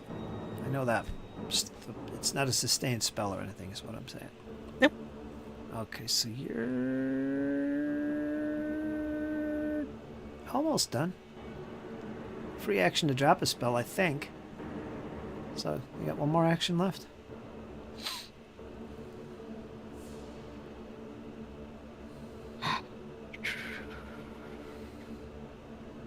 What can I do? What can I do? What can I do? The creatures are up next. I'm gonna get to them now. You only got one action, Dizzy. There's not much you can do, so... Yeah, that's all I can do. Alright, we're gonna go to the creatures. This one here is attacking you. Bjorn, the one that's in front of you. He misses. Pathetic attempt to punch you. It's to no avail.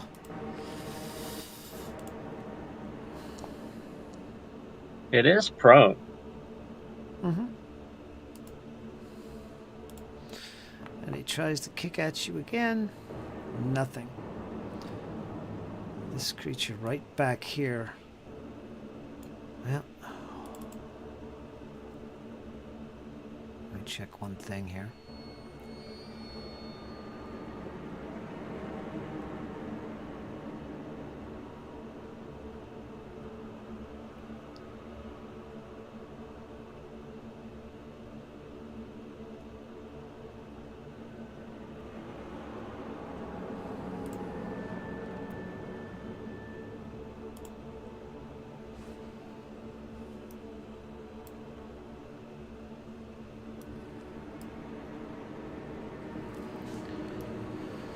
Alright, this one back here. I'm just gonna do something a little different. Let's see.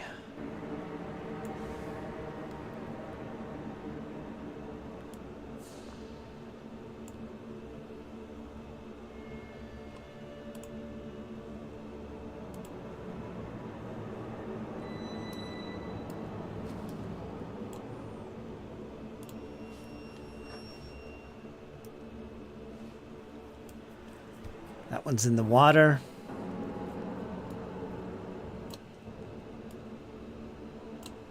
Pulls himself back up. That one attacked. 1, 2, 3. Is that it? Yeah, that's it. All right. I'm going to go to... Do you want to do anything else, Agatha?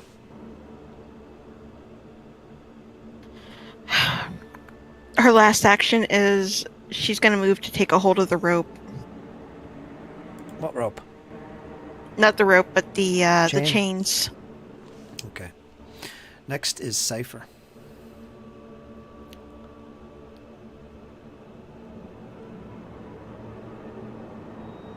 I'm going to grab hold of the chain. There's really not much she can see from this this height, so she's just going to slide down it like a fire pole. Okay, athletics check. Athletics. This will be a little different because we're in encounter mode. But Yeah, she's going for speed here. yeah. Crit shouldn't be too hard. It's not a difficult thing. So if you get a crit, you'll travel 20 feet.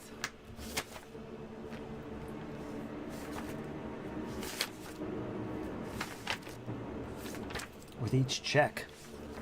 I'll let you make 3 of them. And these will be public. So you got a 22. Okay. You got a 22. I'll make that so you can see it.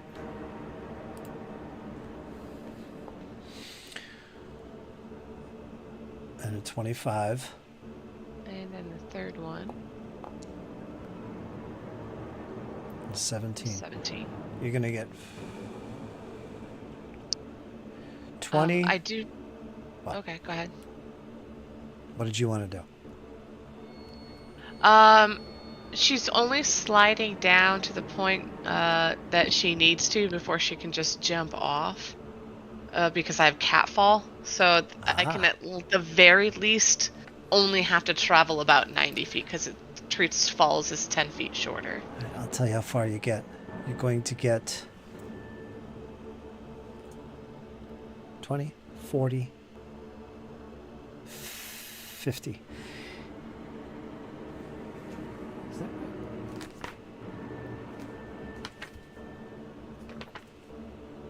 Okay, she for the rest of the time she's dangling. You got down 50 feet, so you're halfway down these chains. You went down quite lively and carefully, making no hesitation to just get down as quickly as you can. You managed to get halfway down this distance, so you're 50 feet. You got 50 more feet to go. So jot that down, and that's all 3 of your actions. Yep. You basically critted on 2 of them. Very good. Next, Bjorn. All right. I'm engaging. I'm going to engage the one that's prone. Let's see what we can do here. That's a critical hit. That'll be 52 points of piercing damage. That's probably going to kill him. Hold on a second. Ouch. 52? Oh, jeez. He's got 3 hit points left.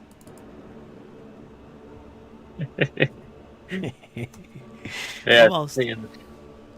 Well, all right. Game. Okay. Cashel. That's a critical hit. And you All slice right, him you and little dice him. bastard. I got you. That's 48 points piercing. All right, go ahead and describe that. I know you love it when you describe it. Seeing this creature kind of peer its head up, Bjorn's going to kick it right in the face, pivot over top of it, and drive his longsword through the creature's neck, pinning it to the board before he rips his sword free, kicking the carcass into the water. He looks over to what he can see as the last creature. Your last chance to yield.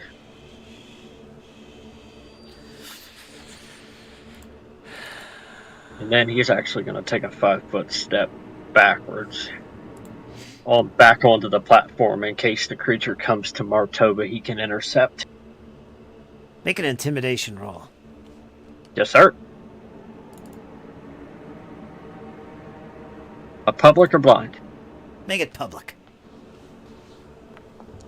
You'll know if you failed. 23.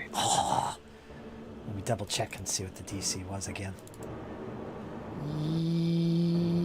You missed it by 1 point. Damn it. All right, so he looks over to the left towards his friend that seems to have disappeared. There was another one who ran into the darkness. He looks to him and he kind of pauses, spending an action there in the corner, staring at you, hesitating, wondering what to do next. And he lets out a scream. Ha! My friend's over here! And he lunges at you, Bjorn. Your kind never loads. 26. He just manages to catch you by surprise. No. Blocked. Blocked. Curse you. His fist hits your shield, your gauntlet, or whatever it was. Pshing! Ah! You hear the howls of pain come from him. I'm going to give him a hit point of damage. -1. Ouch! But he's got another action. He's going to do it. Curse you! This time he does a little karate kick spin. With a 26, he just hits you.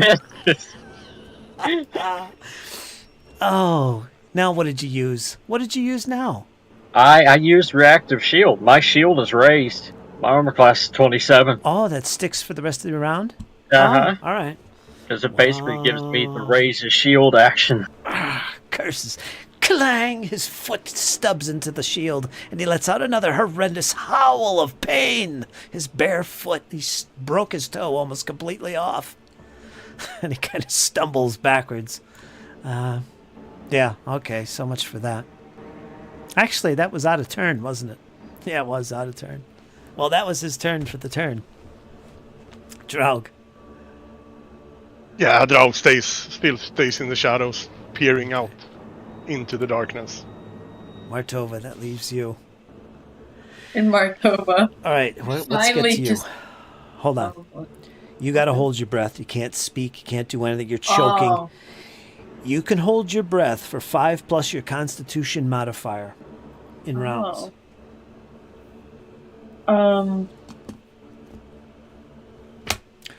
So you're okay. What's your Constitution modifier?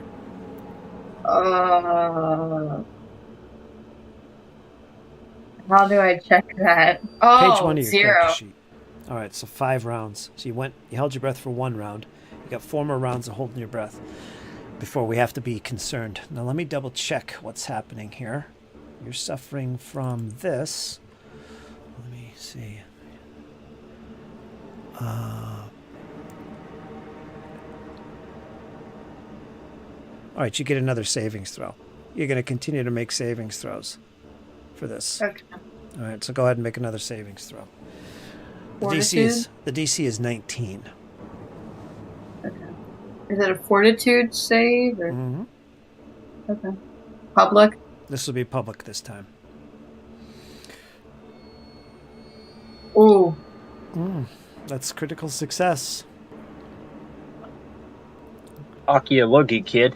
Yeah, so that's exactly what happens. You're going to spend the rest of your turn doing this. You're going to be coughing and gagging. And this big gush of what looks like green swamp water just comes out of your mouth and splashes in front of you. But you can breathe, and you take a nice deep breath.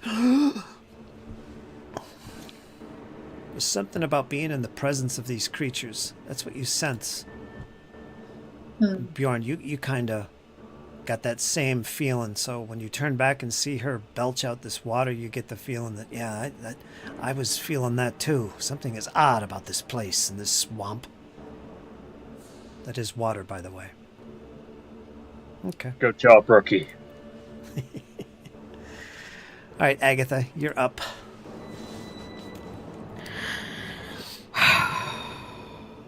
She's gonna spend all 3 actions trying to get down. Okay, want to climb? Give me 3. Yeah, give me 3 athletics checks as you try and go down. Public or blind? Public. You'll know if you failed or not. So go ahead and make them public. It's pretty obvious. How good you do here.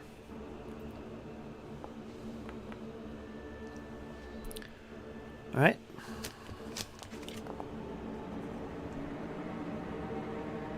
Okay. One more. No, she's got 3. Oh, I was gonna say I already rolled 3 you times. did. My bad. So 20, 13, and 7. You make it about 30 feet down that chain. Now, Cypher, are you on the same chain as her? Well, Agatha, did you- Agatha went down after me, so it Which Yeah, chain did you depends Agatha- on take? her. I think both me and Cypher went down the same chain, but Cypher went down before me. Yeah, she's 50 feet above the ground. You And I'm went about down 20 30 feet above her. Yeah. Yep. You're 30 feet down, she's 50 feet down. That's all you need to know. That's All right. all my turn. Next. At least you didn't fall. The That is creature true. went. We're going to Cypher. I'm gonna try to finish my descent. So here's a couple more athletics checks. Yeah, you need at least 2. Ooh. I obviously would like to re-roll that with my hero point, so let me do that now. I can't get over there in time. It's Much better. all right. That's 20 feet. That's another 20 feet. You're 10 feet off the ground. All You could- right. You could drop and use your catfall if you want. You're 10 feet above. 5 points of damage. And don't land in prone otherwise. Yeah, I'm 10 feet up, so treat falls 10 feet shorter. Ooh, so no damage. And yet, are you prone or not? I would say no. I think I am still prone. Because under legendary, it says that you, regardless of the distance, you always land on your feet. All right. So much for catfall. I guess it really wouldn't hurt, because, I'll just roll the rest of the 10 feet. Maybe I'll use catfall at some other point. I don't know. 21. Easily, you make it to the bottom. And that's all 3 of your actions. So you are right. Yep. I'll say you're right here. And we'll end your turn there. Okay. Yep. That is the chain, right? That side or the other one? I think I could reach either one from where I was, because I have great movement. Your choice. It would actually depends on where Agatha was standing. Well, she's 'cause going if to she be said where you are. Well, if we climbed, that one's fine. We'll just say that one for the sake of moving things along. Next, we've got Bjorn. Round 5. Go. I'm engaged. Let's see how this goes. This one's wounded already. That's a critical hit. Ouch. And I'm targeting the toe You are. with 38 points of slashing damage. I just cut that damn thing off. Ouch, he'll never walk again. I'm going to say he drops prone at this stage. Ah! As his foot splashes into the water. Yeah, He's like now prone. as soon as Cypher gets down, like she can just see Bjorn just kind of whip his sword around and go low, and she can see this foot just go sailing off into the water. And we're gonna do it again. Bjorn is unrelenting here. Hit normal. That'll be 23 points slashing damage. Describe the kill. Then as the creature kind of goes to kind of pivot back to land down, Bjorn shield bashes it to the ground, and then proceeds to literally crawl over top of it, put his blade down behind the creature with its face down, and just rake the blade across its neck, severing it completely. Do you have any more actions? Yeah, I got one.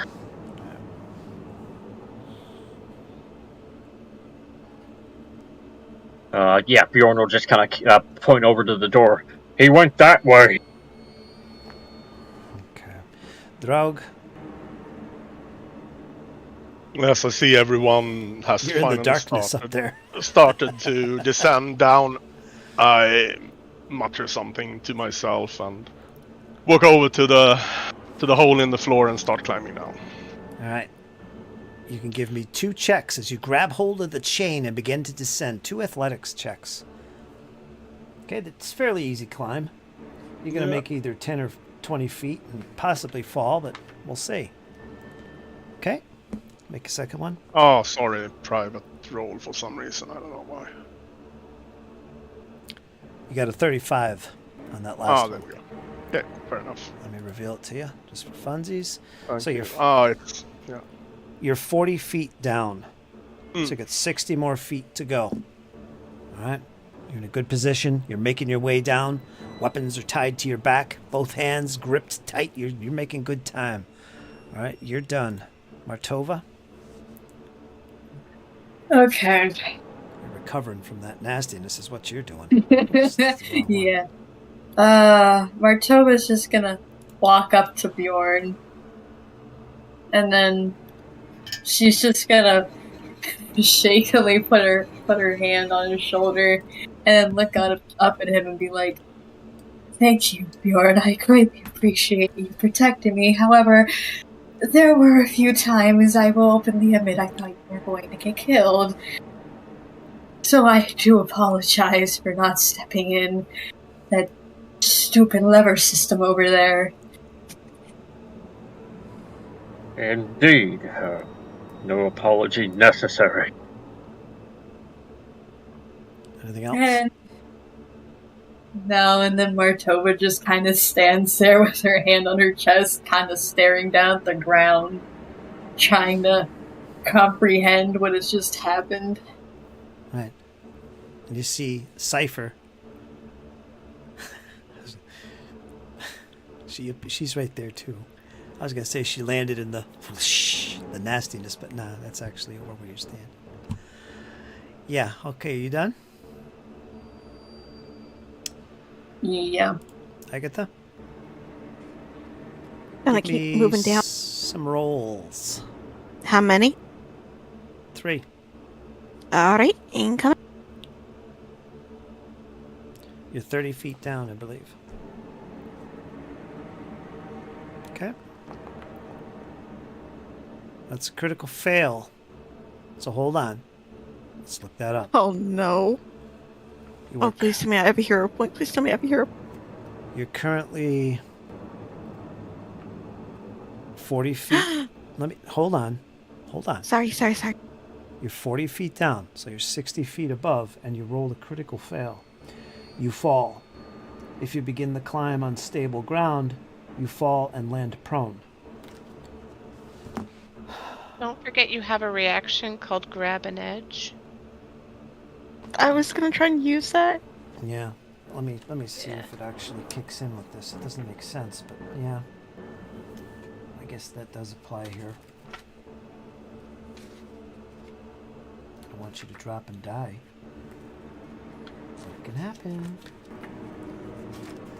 Where is it? There it is.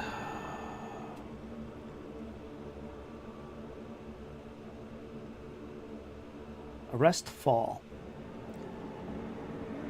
And there's grab an edge. So arrest fall you'd use as you're falling. Grab an edge. Well, let's read arrest fall. I've never seen this before. Trigger, you fall. Requirements, you have a fly speed. Alright, skip that. Next, grab an edge. You fall from or past an edge or handhold. Yeah, you fell from what you were grabbing. Your hands are not tied behind your back or otherwise restrained. That's the requirements. Okay, yeah, so, yeah, you're good. You got to... When you fall off or past an edge or handhold, you can try to grab it, potentially stopping your fall. You must succeed at a reflex save, usually at the climb DC. So this is like a second chance to get over this. So go ahead and make a reflex save this time to catch yourself as your hands begin to slip and you begin to slide. Reflex save. I know what the DC is. Here, point it. You're successful. That means if you have at least one hand free, which you do, you grab the edge, or the chain in this case, stopping your fall. You still take damage from the distance fallen so far, which I'm going to ignore, but you treat the fall as though it were 20 feet shorter. That's pretty cool. So you're safe. So go ahead and make your third and final climb check. So basically you have to fail the climb and fail the save to actually take any damage from this challenge, and you rolled a 4. Can I hear point it? That would be a critical fail. You can hero point it. Thank you.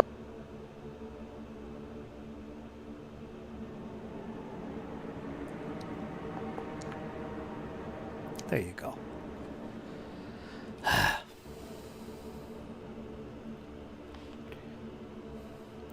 So you're 50 feet down.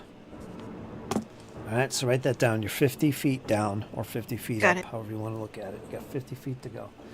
All right, so you're done? Yep. Uh-oh, creatures. You hear footfalls coming from behind.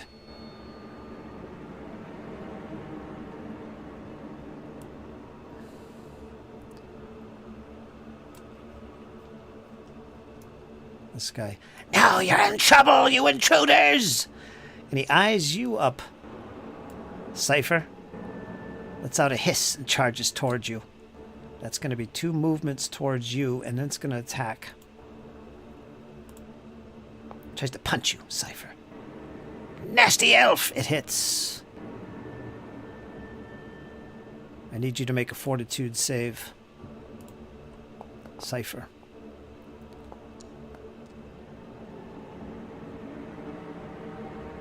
Okay, you're good. But you do take some damage. You take 13 points of bludgeoning damage as he kicks and punches, and maybe even a little headbutt catches you in the hip. But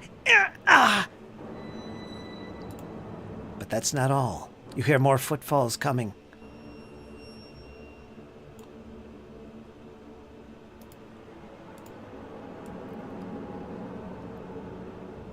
You hear screams.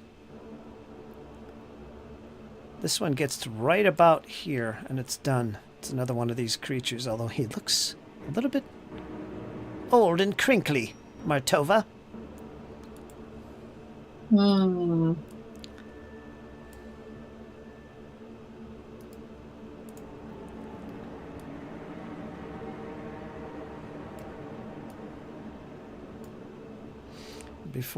When we finish this round, we'll take a break. So Cypher, you're up next in reply.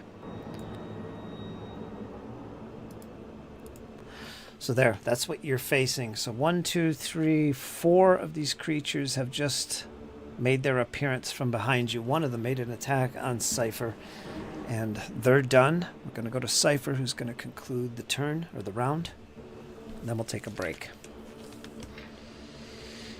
Alright, I'm gonna quick draw my silver longsword. Oh wait, I don't think I have that.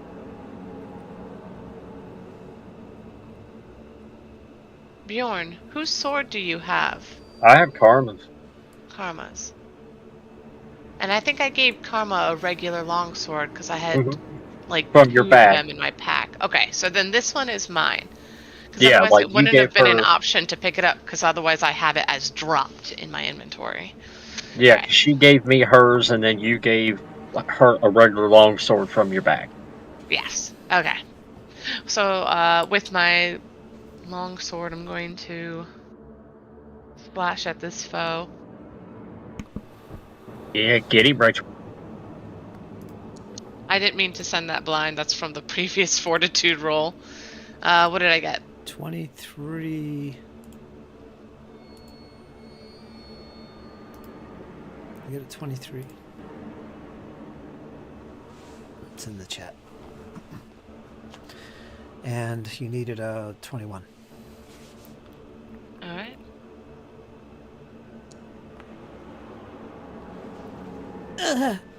Jesus. 4 points. Little tiny damage here. Little bunt here and a little bunt there. Good lord, like I'm over here destroying these creatures. A Cypher just pops up and slashes this thing for 4. You're cutting off their toes. I'm sitting there filing their toenails. Yeah. All right. Well, I still have 2 actions left because that was all a very quick draw. So she's just gonna use produce flame. I'll look at her sword and be like, "Oh, come on," and blast these flames from her hands. Targeting the same fellow as before. Oh, -5 from this. So I got a 22. You did 21, so you hit. Yeah. Roll damage. Where's this guy's hit points? 16 fire damage. Wait, hold on. I gotta fix its hit points. They were at 0 when he came into the battle for some reason. So, you did 16 fire. All right. 16. All right, that wasn't as effective on the creature. Fire. Okay. So he took a little less damage than you expected. And how much damage did you do before? Was it 4? It was 4. 4. And that was 4 silver slashing.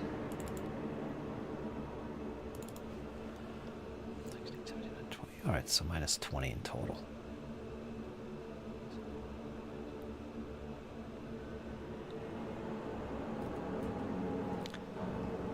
All right.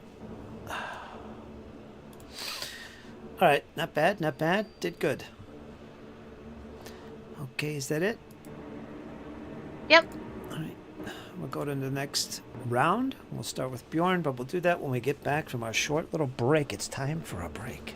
Awesome.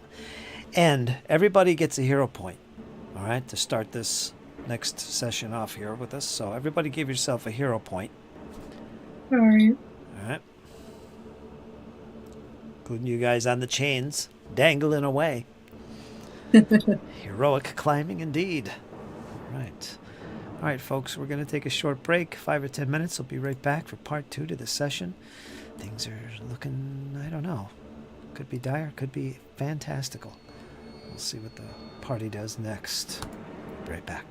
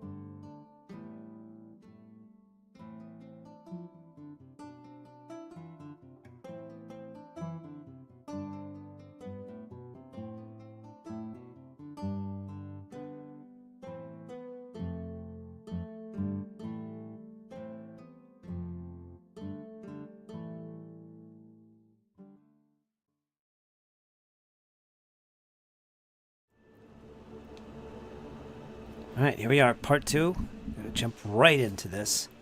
'Cause it's getting good. It's getting brutal. Slicing and dicing, manicuring on the side. It's good fun. And we're gonna start with round 6. Bjorn is up. Go for it, Bjorn. Yeah, I'm gonna actually target the new one that looks different. Yeah. See how this goes. Here, leave me alone. Don't hurt me. Hit normal.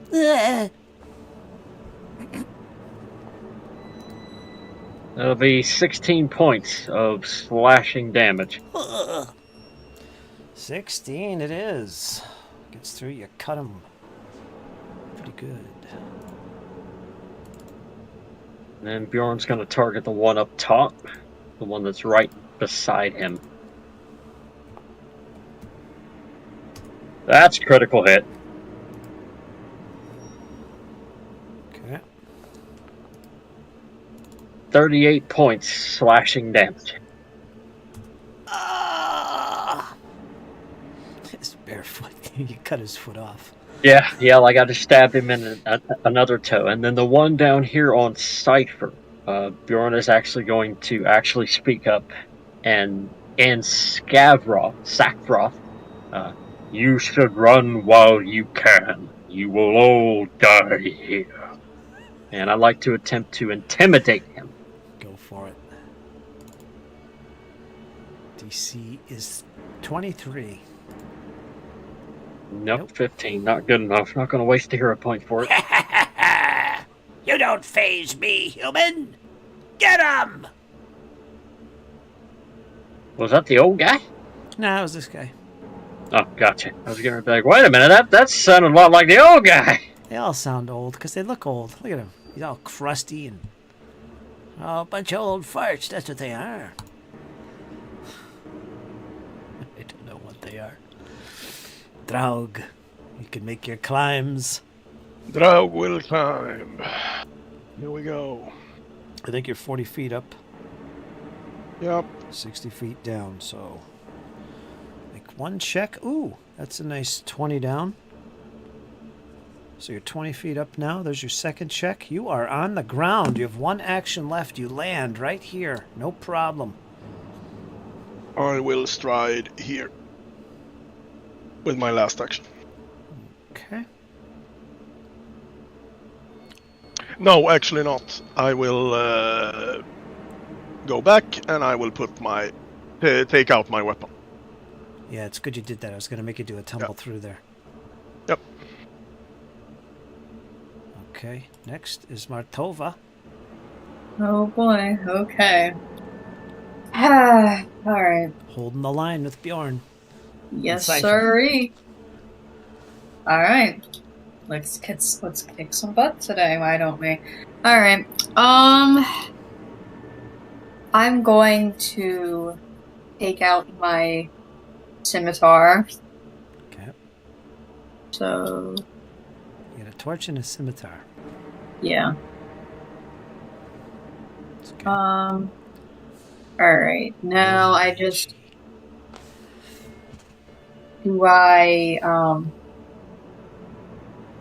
do a strike, like the first strike? Yeah, your first strike, which in your case will Would be plus 14. Plus 14. Yep. Okie doke.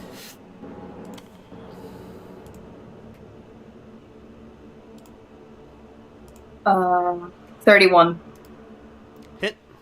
Normal. Alright. Damage.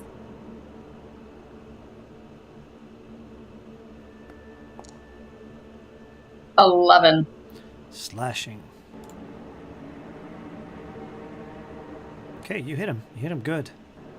Ah! Ah!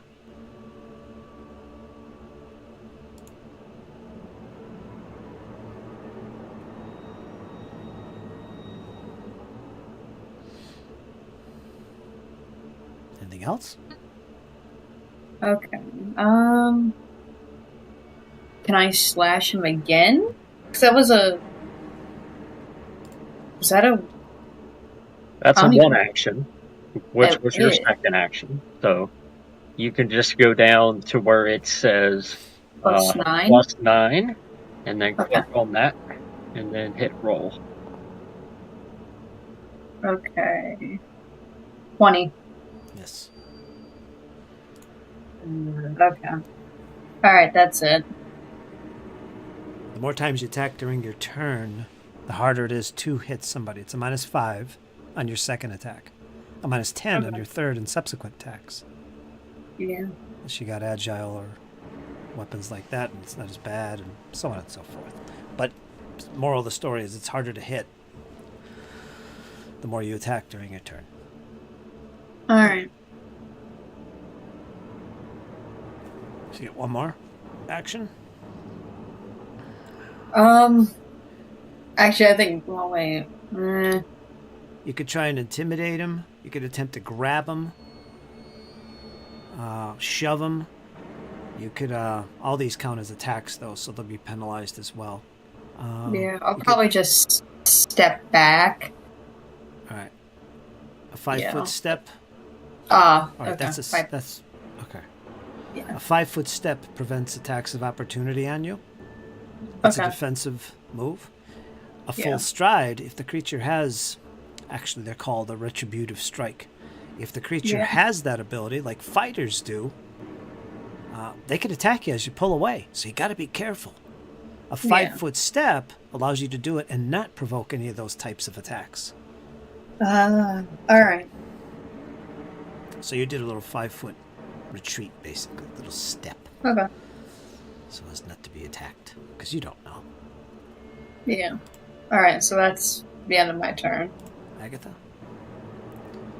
I'm going to use up one action to move down closer. You're 50 feet up.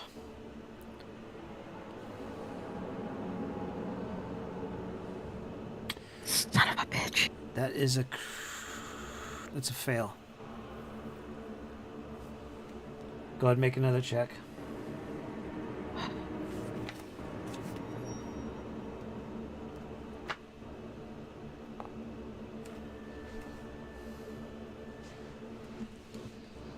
That's a critical fail. You have a hero point. Do you want to use it? Already used it.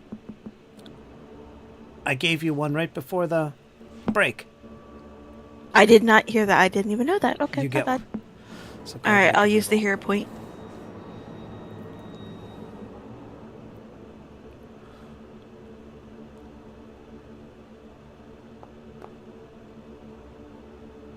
God damn it. roll. That's fail. Is that your third or your second? I think it's your second. You got one more. Better change your dice. Wow. Oh, Dangerous Jesus. not to be trained in stuff. Jesus. 50 feet up, you're clinging tightly after that fall that almost was a reality. You're not budging. You just cannot. You're scared. You try to make a little bit of headway. Maybe you get a foot or two down, but that's it. So you're still 50 foot up. Your turn's done. You're just That clinging reminds to me that of the- chain. That reminds me of the 3 Nat 1 Spritz rolled in a row that one day. Good Lord have mercy. Ah, darn it! I took you out of the damn initiative. Where were you? Were you right after Martova? She had a 21. Yeah. 21? Oh, 21.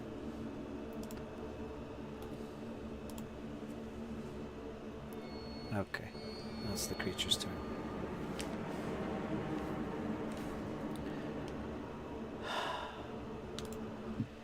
Alright, this one right here. Bjorn is attacking you. What's your armor class? 26? 26.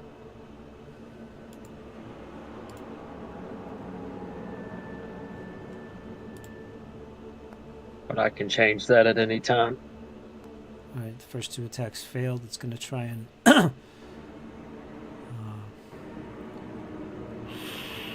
yeah, why not? It's going to try and tumble through. If you have a retributive strike, you can use it. Which one? The one up right there by me? This one. Alright. Here it comes. Hit. 13 points slashing down. Okay, you hit him. And what's your reflex save? 25. Alright, he failed to do that, so he's done. This one right here is going to attempt to lash at you as well. And he hits with a 36. That is a critical hit by the old man. No, it ain't. No, it ain't. Curse you. Just in time, so that turned it into a normal hit. Mm-hmm. Excellent. Let's roll some normal damage. 21 points of bludgeoning damage. And then he's gonna...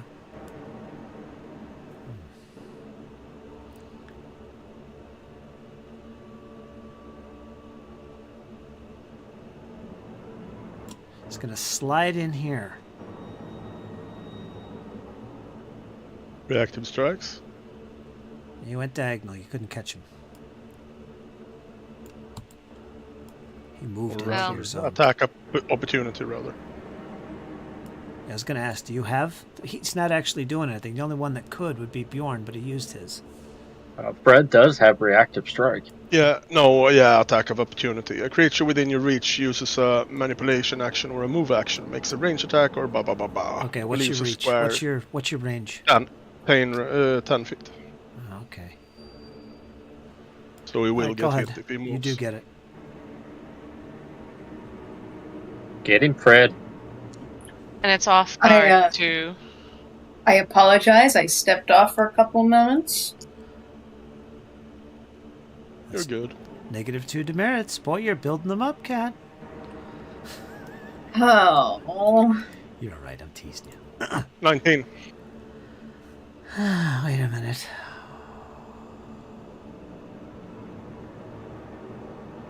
Off guard. 19 is a miss, right? What did you attack? 19. You need 26. Yeah, I'll re-roll that. He is off guard, but he's still 26. Yeah, I hero pointed, so I'm rolling again. 26. Okay, so you got a hit, normal damage.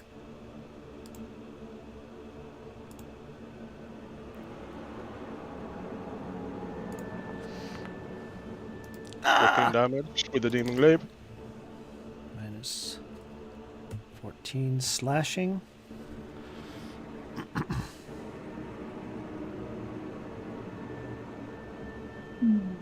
Okay, you're done. Already moved there. Cypher, you're off guard. I got you marked. And he's gonna attack you, Cypher. This will be, I think, his second attack. Yeah, because he hit me. Well, I should have And used a step. That way I wouldn't have been hit. That was dumb. 31. Give me a fortitude save first. Cypher. There you go. Shouldn't be too hard. Got a 12, unfortunately. I should have said that was public, so you could use a hero point if you want to do that. I'll reveal it. You got a 12 on your save. Do you want that? No. I'll reroll. 16. That is not enough.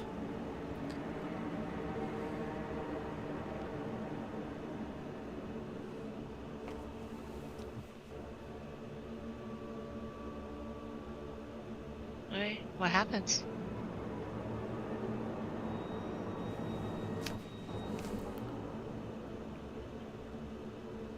Right. You don't feel anything happen, actually. It's like, ooh, that tickles. No, you don't feel anything. But it did hit, not crit. So how much damage do I take? 18 bludgeoning. All right.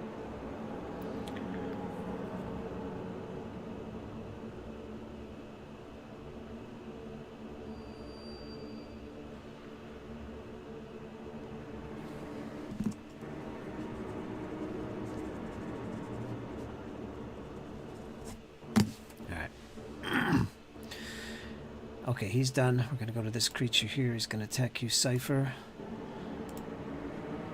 He gets an 18. That's going to miss you, I believe.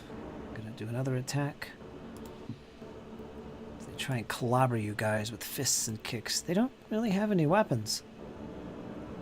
And that's a miss. Third attack on Cypher. It's just relentless. 20. That is not going to do the trick. This one up here lets out a horrendous scream. Ah! Do. And moves here. I don't think anyone has a retributive strike. And he's going to attack the cleric. Martova, you're under attack. Fists of Fury are coming your way. Oh boy. That's going to hit. You're going to take normal damage, and I need a fortitude save, please. A fortitude save? Yes. Okie doke. Private? Public. Ah.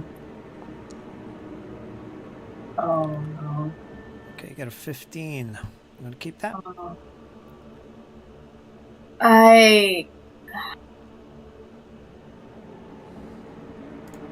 Man. Yeah, I guess. You do have a hero point. Oh yeah! Yeah, actually no, no, I'm using my hero point. Yeah, everybody got a hero point right before the break. Yeah, I forgot about that. Whew. Oh. Maybe panic for a moment. Saren Ray is with you. Call to her the dawn flower. Oh. Begin to glow. Alright, let me roll again. Okay, how do I... Just right-click on your hero point on your character sheet. That's how I do it. Just right-click on the hero point so you don't have it. And then just make a new roll, a new save. Okay. Alright. How do I add the hero point to... Left-click on the dot. Right-click gets rid of it. Left-click gives you a hero point. Yeah. Yeah, but like whenever I roll the save, how do I like add the... Oh wait, you just roll again. Yeah. The hero... Yeah. Ah, okay. You got this. Noted. 24. Yeah, that's much better. 24 is noted. I'll let you know what effect that has. You did take some damage from the bludgeoning. I think it was 16. I already did it to you, so you're good. Alright. I already added it. And let's see who's left. This guy, did he attack, Kyle? Yeah, he attacked twice. Both 3 times and missed. Everybody's done then. Okay, we're going to go to Cypher.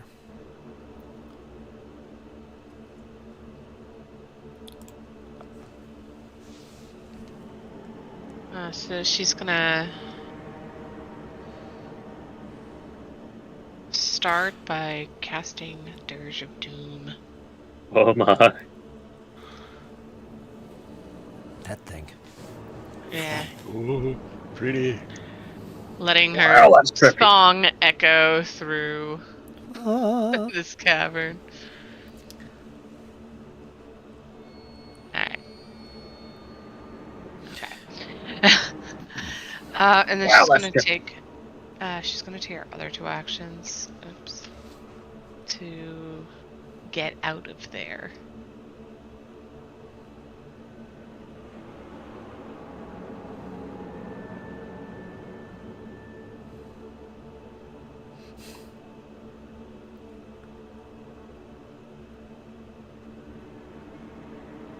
There we go.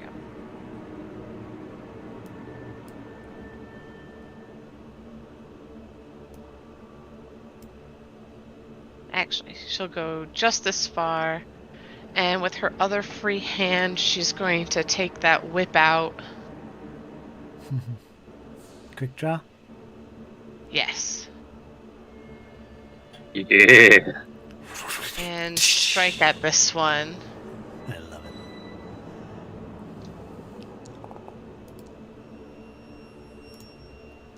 it. So they should all have fear, and unless they're of course immune to something like that. But I got a 16. That's a miss. All right, and that's my turn. Okay. Bjorn, you're up. You hear a roar coming from behind you as this is going on. You hear a loud roar of some creature you didn't yet hear before. And you catch movement out of the corner of your eye, but it's behind you. It's coming from this direction. So, since everybody's engaged to the front, I'm not going to reveal anything, but just take note. You heard this roar. Would Agatha be able to see it? You're clinging to a frickin' chain 50 feet up in the air. It's the last thing on your mind. No, you don't see it. You're too high up. Fine. Shouldn't all these guys be frightened? What was that, Dirge of Doom? Mm-hmm. Yeah. See.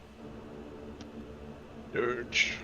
Dirge of Doom, if I can find it again.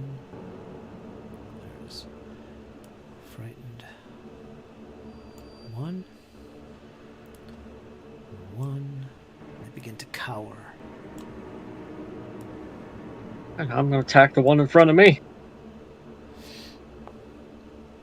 That's a Nice. critical hit. That's critical. That's going to be 22 points of slashing damage. Alright, and I hate to do it, but I'm going to make a move here. I'm going to move down here, so I can keep this guy off guard. I'm going to engage him with my last action.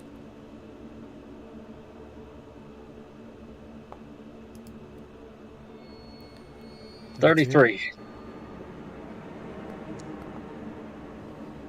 It'll be 14 points slashing damage. And that's it for me. I just surprised him on that move. Very good. Draug, you're up. Draug will start swinging his glaive. Let's see. I'm gonna try something here. Toggle targeting. That's what you do. Oh. How do I target and hit Okay. one creature? Up on the left-hand side of your screen, you'll see a bunch of icons, right? Yep. One of them that Select looks like a target. bullseye. There you go. And then Right. make sure that you go back up and click on the square, but the box that looks like a square up on top, because if not, then it won't let you actually move. Yeah, I get that. Thank you. First swing. Here we go. It Critical is bad. miss. Is that bad? Is it bad to get critical hit? Or critical misses? Or is it just a miss?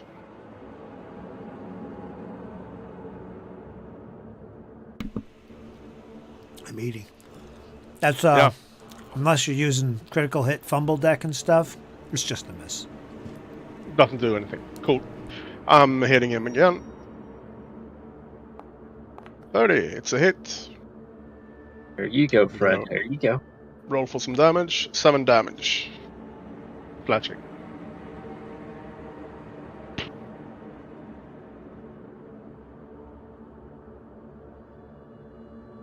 And while this is going on, Draug tries to stare it down, the creature he's hitting. So I'm gonna do an intimidation check on him. I don't need to scream or use language or anything. Because he has whatever it was called. Intimidation glare. Intimidating glare. So I roll a 23 for my intimidation check on that guy that I can't ping for some reason. This guy? That guy? Yep.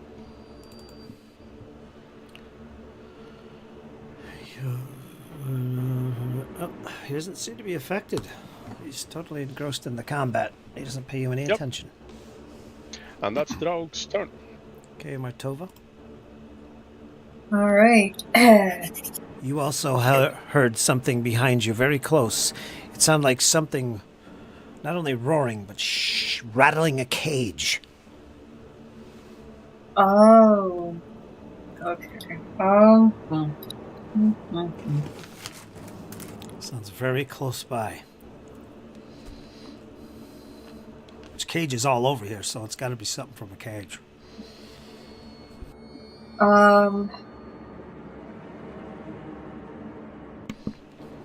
Cypher, you'd see it. You could see, especially with your dark vision. There's something huge and bony in that cage, just 10 feet behind Draug and Marktova. Oh, jeez. Oh. Oh, buddy. Oh, dear God. Man, it's at this point where I wish I had heal spells. Yeah, but it's locked in the cage, isn't it? Who knows for how long? Seems to be. Shaking the cage. Alright,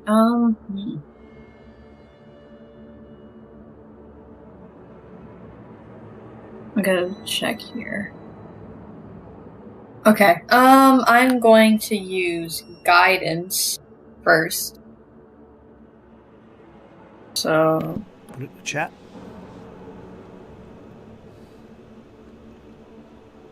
Call to the dawn flower. Give me a status bonus, please. I need it, please.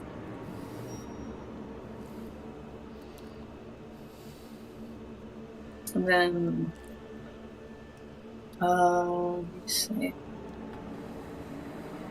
It lasts until the start of your next turn.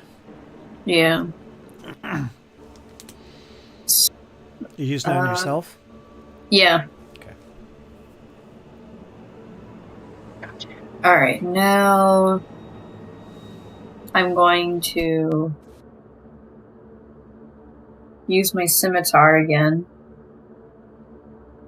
And I would do the +4, wouldn't I? No, this is a new round, so you go back. Oh, go back to +14. Okay. Alright. Yep. Alrighty. Public, here we go. 31. Which one? Which target? Which guy? This one? Right in front of me. Yeah. Right in front. Let me get his armor class showing. Is it a normal hit? Is it a... It's oh, you got a critical hit. Oh! Yeah. Okay, so then do I press critical? Mm-hmm. Yes. Okay.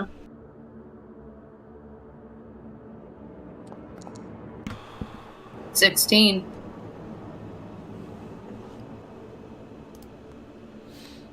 He howls in pain.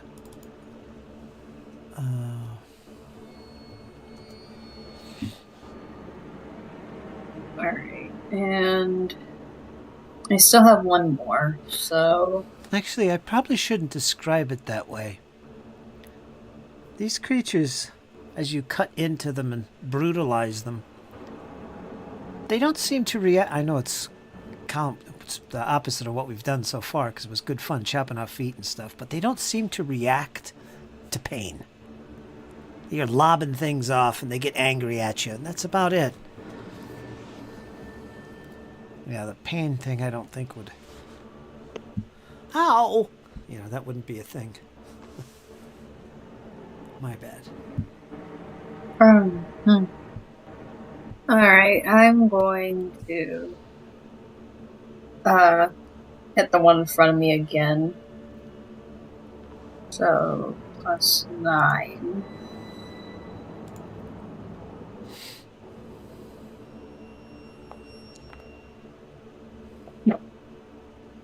Oh.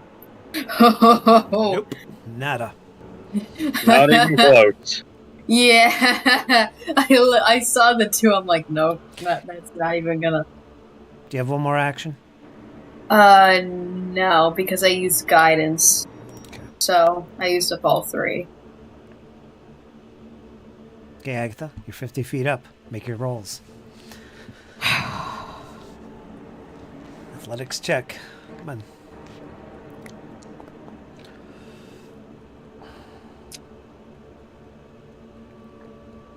That's a fail.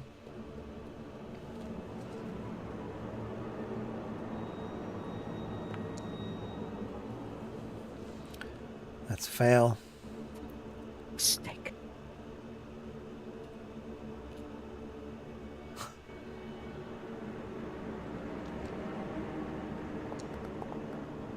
Yay. Okay. I'm going to bring you down 10 more feet, so you're 40 feet. Just clinging tight to that chain. Creatures are up next. This one right here. Not a good condition.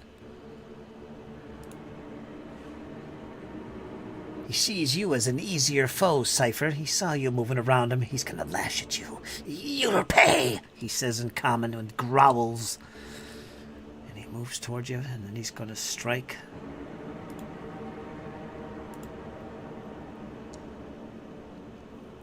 $20.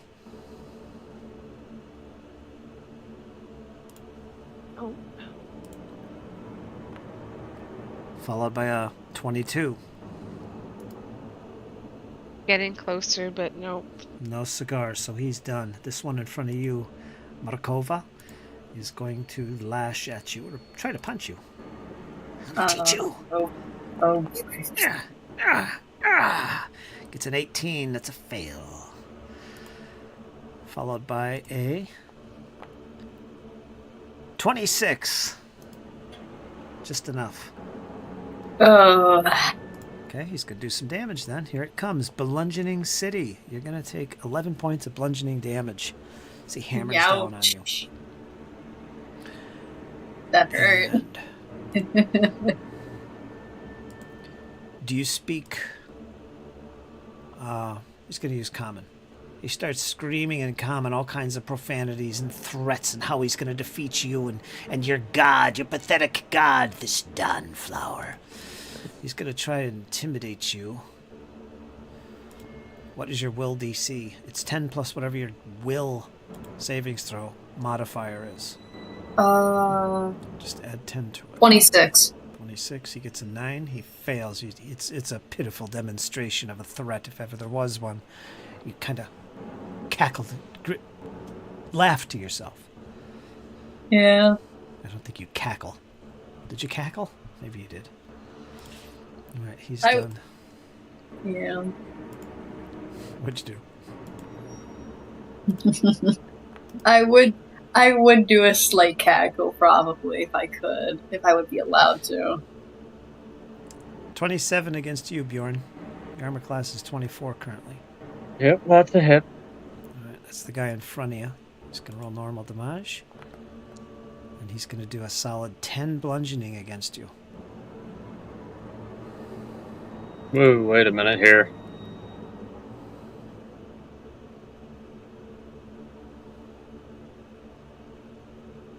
Okay, that went Okay. weird. I see that. Yeah, like that went stupidly weird, but I got it up prim and proper now.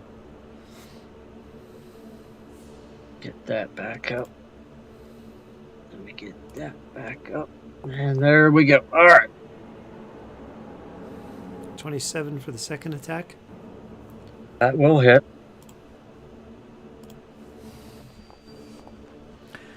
$14 points of bludgeoning.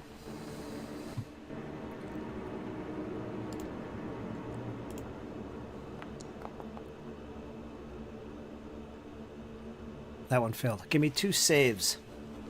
Fortitude. Alright. Martova, I need a save from you as well. Fortitude save? Mm-hmm.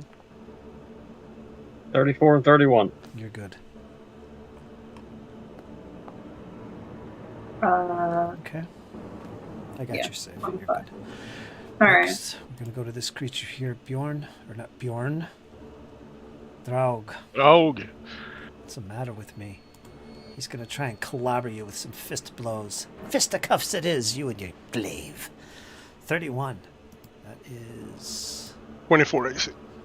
Okay, so that's a hit. It's going to be normal damage. Unless you have something up your sleeve, you're going to take 14 points of bludgeoning. Yes, sir.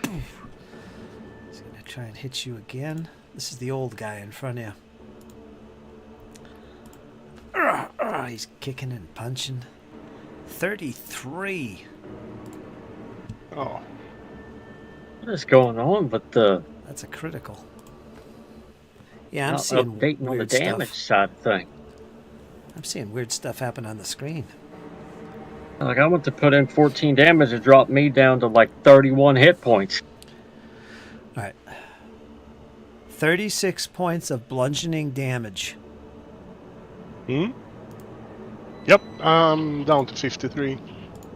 I do seem to get weird things going on, that I'm losing grips on my weapons and stuff, because I accidentally put in 0 current HP by mistake. I tried to do the whole, minus 14 hitting enter, and I ended up That's at what it did to me. 0. So just basically re-equip it, and how I'd have to do it now is just open up the character sheet and do it manually. Mm-hmm. Yeah. You All good. can also get rid of your wounded and your prone condition, I believe. If that kind of stuff starts happening, refresh your page. Yep, cool. Now, That's what I'm gonna do. you just took 36 points damage. Did you take that now? Yep, I've taken that. 26, and I've taken total 47 points damage from 2 attacks, right? Yeah. Yep. Should I make fortitude rolls? Yes, 2 rolls, please. First one.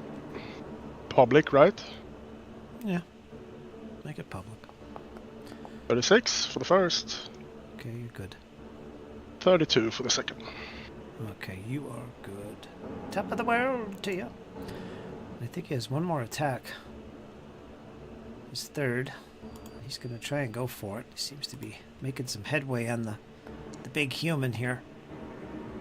But that one did nothing with a 17. So they're done. We're going to go to Cypher.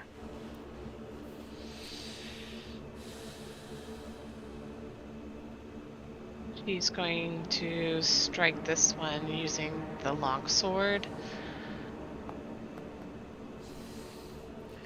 It's a hit. Hitting a 27. Right. 9 slashing damage. Minus 9. He's teetering. His one foot is gone. He's hopping around.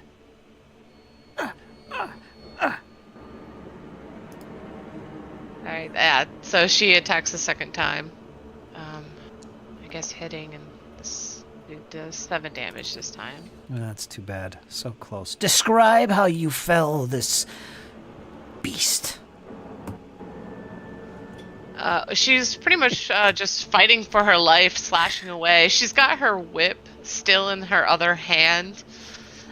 She's choosing something a little bit more heavier, hoping to do more than just a little poke, like the 4 damage from the other round.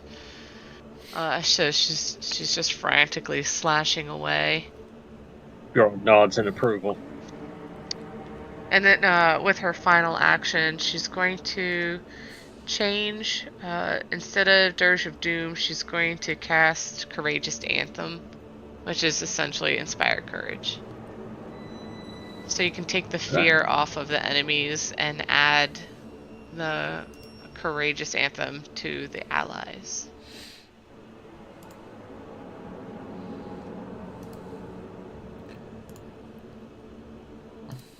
And that's my turn. Okay, next round, round 8. Gonna start with Bjorn. Give me 1 sec, I've got to re-equip all my crap here. Okay. So Bjorn is holding the bottom of the platform. Yep. Agatha high above at 40 feet, but he's surrounded. He's got these creatures all around him. Yep, I'm going to attack the middle guy, the one in between us. That's critical hit. 20, yep, that is. 36 points slashing damage. And it hits hard into this creature.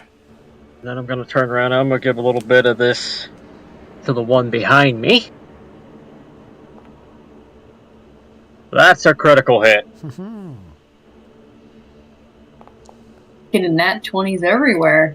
28 points to the one behind me. Which one? This one? Mm-hmm.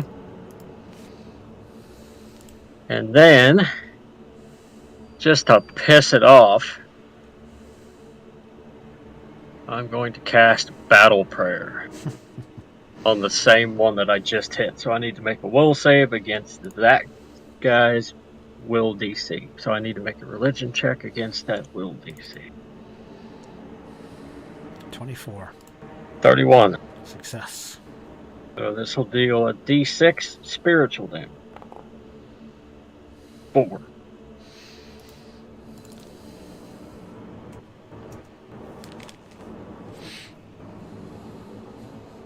And that's all I got. Okay. We're going to go to Martova. Okay then. Alright, let me think. Let me check here. Am I the only one with snacks left over? No, I still have No, plenty I'm of still good. snacks. I'm still good. I I have a haven't single even- Twix. I haven't even cracked open the bag of Twizzlers yet, but those Oh, other milk duds, they're long gone. I still have a Oh. bag of Hershey Kisses. And the Whoppers Alright. are about far from it. I'm all out. Alright, this thing in front of me, I'm gonna smack it around with my scimitar again. So, get plus 15 this time around.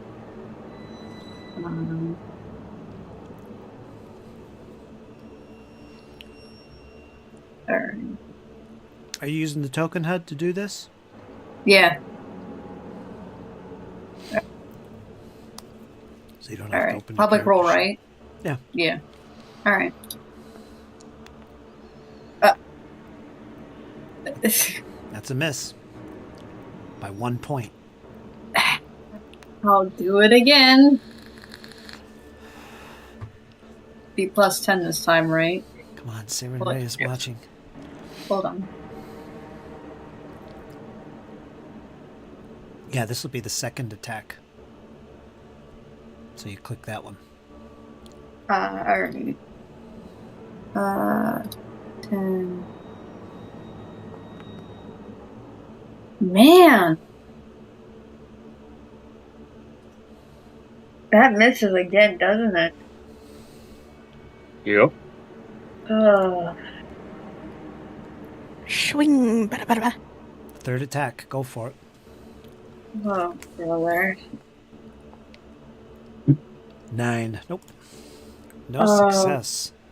No whirling Yeah. banshee. It teased her and then it said nope. Nope. I, unfortunately have to leave early. Alright, Kat. So, Take it out. have fun. Please don't get killed because I don't have any heal spells. Mhm. So, Love you, Katie. I'll You run too, you, don't Mom. worry about it.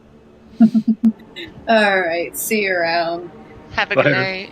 Yeah. See ya. Okay, she's done. Agatha, you're up. 3 Here climbing Here we checks. go again. Cat sounded tired. Really did? tired. 5.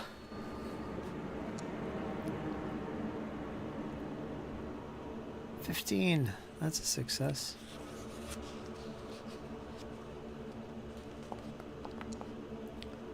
That's a success. So you're 20 feet above now. 20 feet above the ground.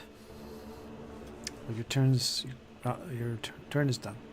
Mm-hmm. Draug. Droud keeps swinging. Swinging, Oh. swinging.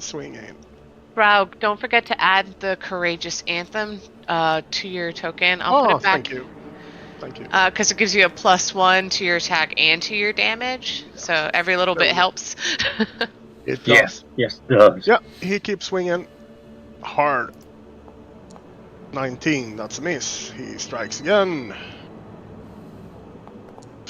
Crit miss.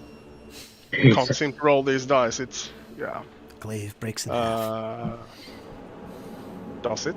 No. You could. You want me to break it in half? No, thank you. Okay. Snap.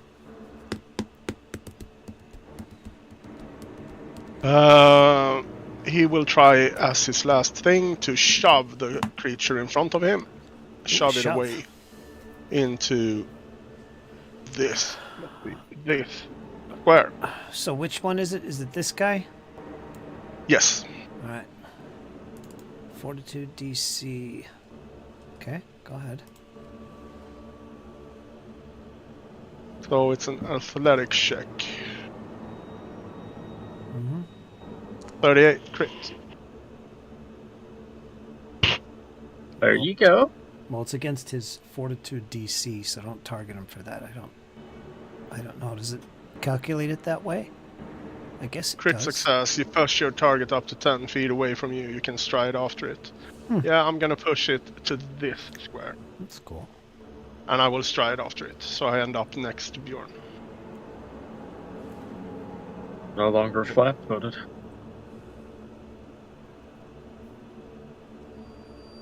Are you going to stride after it? Yes. So what did you say? 10 Over feet here. where? Oh, straight 10 back. feet there. Yep. Okay, there he is, and you're going to follow No, up. not that one. Not that one. Sorry. It was the one below it. The old guy. The old guy. The older guy. To where? There? Do the same square. Yep. you're And then I'm gonna move after him. There we go. Alright, I'll let you do that. And that's Draug's turn.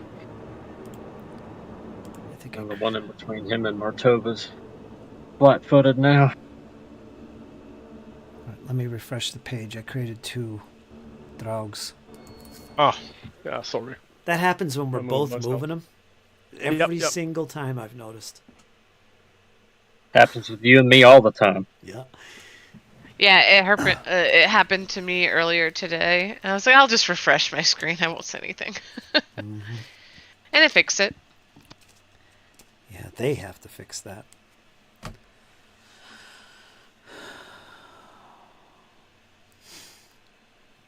As Agatha slowly makes her way down. Inch by inch. Well, you won't die if you fall down 20 feet. It's Might kind of break a bone. Gonna land right on top of me. It's kind of a good thing you're up there because you don't want to be in the midst of these creatures attacking. Kyle's there though. Not really Yeah, she much. splat on Bjorn right there. Yes, she would. One of the reasons why I moved. I'm like, when she comes down, where's she gonna land? I mean, something else we could do here, guys, is just activate the levers, take the creatures up with us. Takes 3 hours. Of course, you don't know this. Martova didn't tell anybody. No, but the way Bjorn sees it, if there's 4 levers, we can get 4 people on said levers, push them all at the same time. Yeah, you can do whatever you want.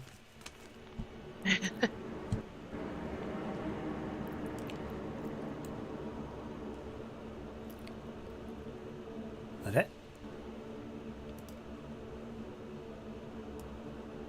Okay, Draug's done, I guess. Gotta go to the Yeah. creatures. I'm done. Long Right. time ago. Creatures. There's 3 left. Let's start with this one. Draug, you are off guard. This creature's off guard. This creature's no longer off guard. And that's good. This creature's no longer afraid. There. Alright. Let's start with this one in the middle. He's going to attack you, Draug. As you put Yes. yourself at a disadvantage, he's going to try and catch you as you pass through. Ah! gets 28. That's normal. You're going to take 14 bludgeoning. Yes, sir. He's going to turn back around to Martova, hiss at her, and then he's going to try and lash at her. Second attack. 26 armor class. 26. She gets a 12. Misses. And he's going to take a... no, he'll stay there. He's going to try one more attack against Martova. Just for good measure. And it's a miss. This creature in front of you, Draug. He starts punching and kicking this old creature. 34. Yeah. It's going to be critical. All right. Oof. Let's roll the crit damage. Let's see what he gets. Make a fortitude save for me. 50 points. 60. 50 Yeah, points. That's all she wrote. That's a Negative critical. 11. All right, Yep. hold on. Let me finish the description here. You took a critical hit that's going to put you at dying 2.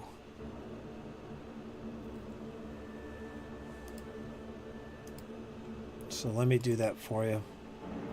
I'm going to put you at dying as everything around you goes black, but you're dying 2. Because it was crit. Thankfully, you're not wounded. Oops. Yeah. Alright, so you fall to the ground as this creature just lays into you with fists of fury. You collapse to the ground. You'll be making death saves at this point. Now, Yep. you're actually in the initiative order where you're supposed to be, right before the one that took you out, so you're already there. You get moved in initiative when the creature Yep. takes you out. Alright, so he's done. We'll leave it at that as he starts to cackle in laughter. This one here on you, Bjorn, is going to try and do the same. It's going to be a miss.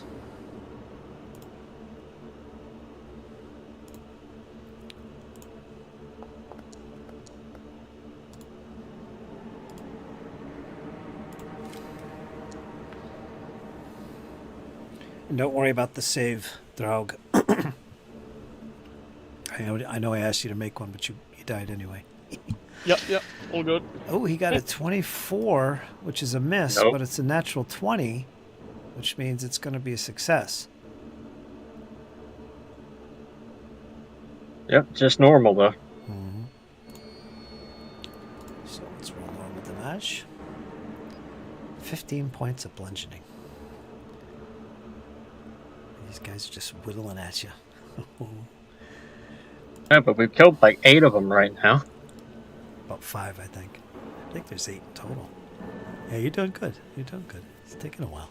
Cypher, you up? Oh, and I banged my elbow. Ow. Ouch. I'm so sorry. The I'm so old sorry. funny bone. Somehow it missed the funny bone, thankfully. Oh. Yeah, so Cypher is going to actually sheathe the whip. And then she's going to cast Soothe on her fallen companion. So we'll give it the 3rd level spell.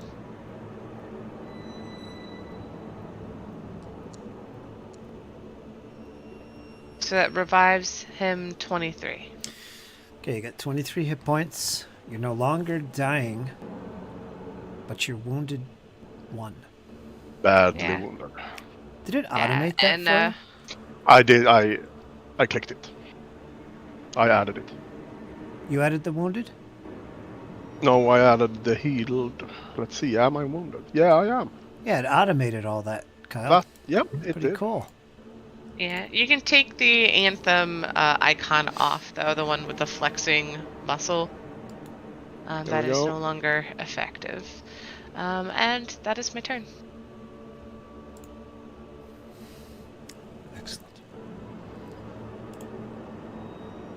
Bjorn? I'm gonna gauge the one in front of me. He's gonna die. I'm gonna split that toenail completely off of him. This is it. You know what? You Just know hit. what? It just hit. It still hits. Yeah, Got but him. damn it, I want the critical. No, Bjorn, you take the hit. Or you give the hit. It'll be 22 points slashing Nice. on that guy. That's like more than I can do if I had a critical hit. Well, we're gonna try again. Normal, alright. That'll be another 19. Bjorn literally just splits this thing from like the top of his head down to about his breastplate and kicks the creature off. Shit. Alright. Okay, you little bastards. Do battle prayer on the big guy. Draug? No, on the other enemy.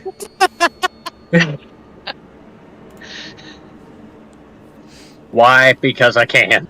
He's a big naked guy in his token. He's got nothing. Be 22 against that guy's will DC. Okay, that's gonna be 30. So it's just a fail. No Okay, well, effect. nothing happens. All right, goes to Martova. Right, Matova's gonna get even. She's gonna take. Well, yeah, she's gonna take a 5-foot step over there. And she is going to cast Fire Ray on the big guy.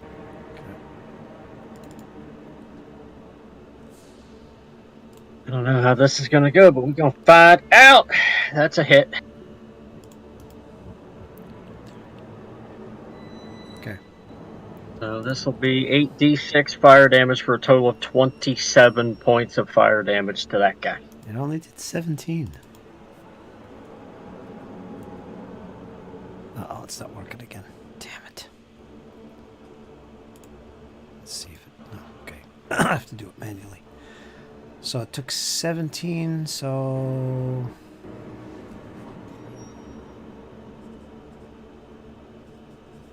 Okay.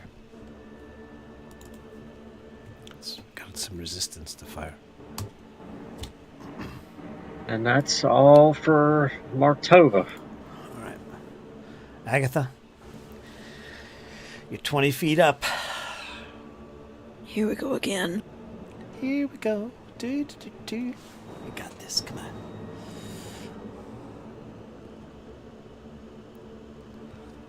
Eight. This thing really doesn't like me. Nope. Average You're would not be falling. average should be 11 result. You haven't once got over. Maybe once or twice you got over it. That's crazy. So that's a fail. No progress.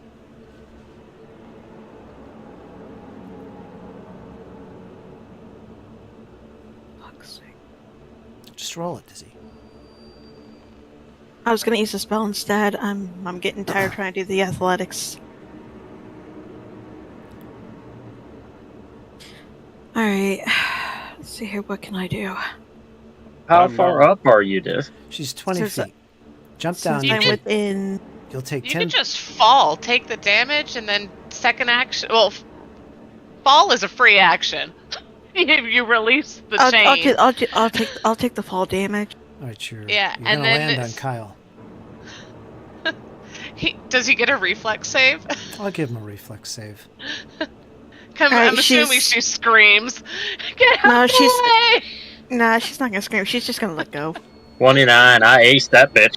All right, you needed a 24.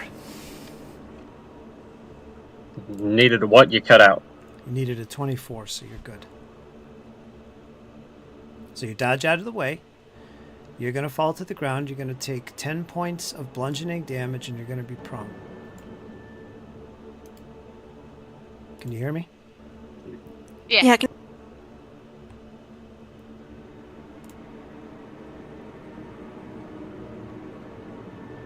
in the same square as Bjorn, who just got out of the way. Okay? So you've got 3 actions. Shouldn't she be prone? She's prone. Oh yeah. But now you have your 3 actions. Yeah, because you can cast while you're on the ground, so. She's gonna look at the creature right here. And as she looks at the creature, it looks like her gaze shimmers a bit. The sickly green color is still on her skin, but it starts to become a very dark, disgusting green instead of the other green that she had before.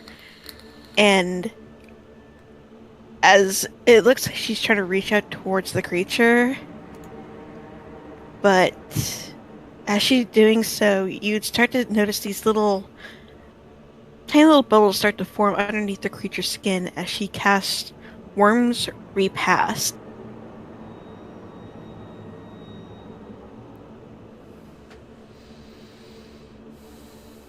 Corporeal creature. Okay. I think the creature needs to make a DC 26 Fortitude save.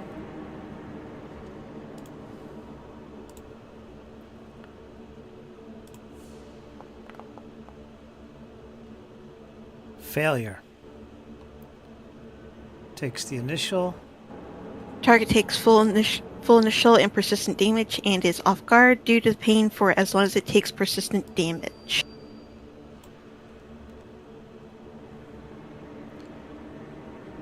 Uh, 1d6 persistent. Let's see here. Right. 9 worms materialize within the flesh, dealing 4-6 piercing damage and 1-6 persistent damage. If the target is non-skeletal, corporeal, undead creature, you can deal an extra 2d6. Okay, roll damage. Alright.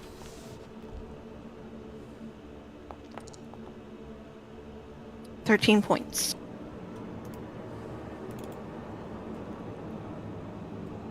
Okay. Oh, that said it's dead. Oh, that's the guy below. Sorry.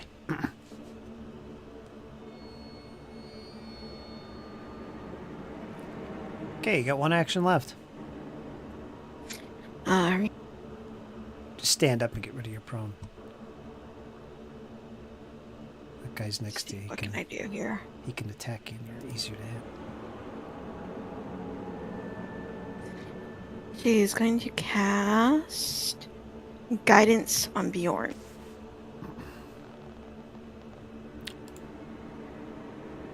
And that'll be the last of her actions. Okay, Draug, you're up. Draug jumps to his feet, and he swings at the oldest of the old dudes in front of him. Hold Hickory.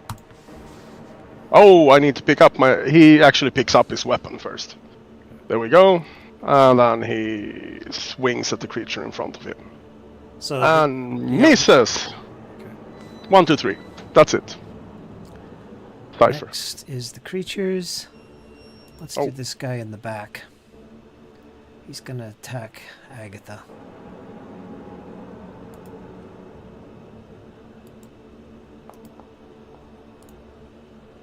That's a hit.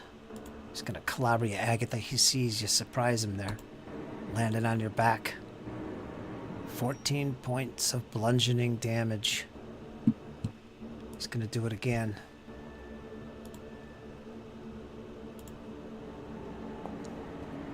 Not with that one. And his final attack is going to be on Draug. Oh no! 22. Got 24. Oh, it's 22 exactly. Oh no. Ah, it is, maybe, yeah. He's going to roll damage. Let's see what he gets. 10. Like a kick in the nut. Finish them! Finish them! They holler. The creature, the old guy in the front, he's going to... Yeah, he's going to attack you, Draug. He sees you struggling. He's gonna get revenge on you and clobber you. With a 23. Ooh. Oh, you're just being... Give me a second. Should I do a fortitude check for the last creature first? Yeah. I will do that. That's a DC 21. Yep, easily. Excellent. 35. Now, this guy hit you? Yeah, he did. So go ahead and make another check while we're at it. This DC is only 20, though. Easy. Yep, you got that. Now let's do his damage. This is a critical one. I'm going to make this public. Normal damage. Here it comes. Can I use my hero point It's in some exactly- way here? It's exactly 13. Can I use my hero point in some regard here? No. Then No, I'm at that's 0. really- So you're Yeah, going to... You'll drop to dying 2. 3. Is it... I thought he was wounded too because he dropped from a critical No, he Yeah. dropped... He dropped... Oh. This wasn't critical, the was first it? time. The first time, I thought. Yeah, Oh, it the, was a the wounded first time one. was a critical hit. So, yeah, you'd be dying 3. No. Oh, okay. No. Oh, When you recovered, you were wounded 1. yes. Not wounded 2. You were wounded 1. Now, you just got hit by a normal attack. Took you to dying. You're going to go to dying 1, not dying 2. Plus, you're wounded. So it's dying 2.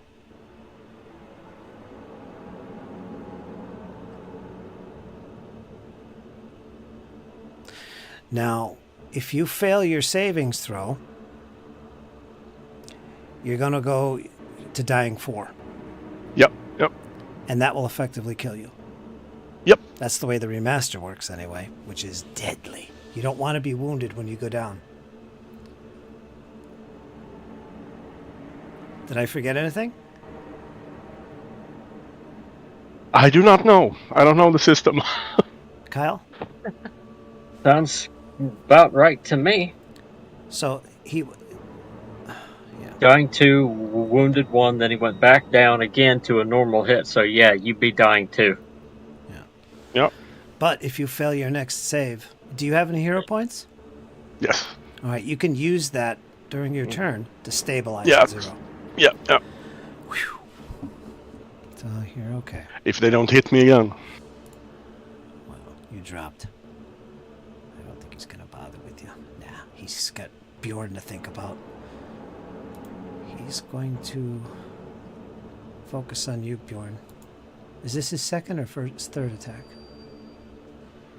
I think it's his third. Let me look real quick. It was his first.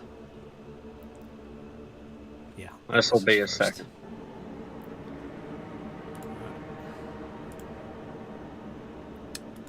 On you, Bjorn. Here it is. You're next.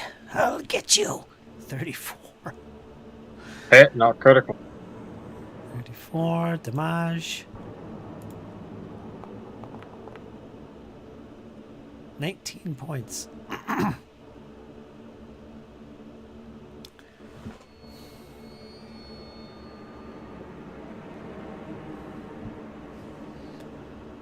He's gonna do it again. Yeah. No. And that's it. They're done. We're gonna go to Cypher. Who's gonna save the day? You betcha. She's running out of these, and they're getting less and less powerful. But she's going to cast Soothe on Draug, bringing him back, hopefully with a good amount. Hello! So 21. And for her, she's also going to scream, "Get the heck out of here!" But also, her final action, she's going to cast Dirge of Doom. And Ooh, kind the of pretty one.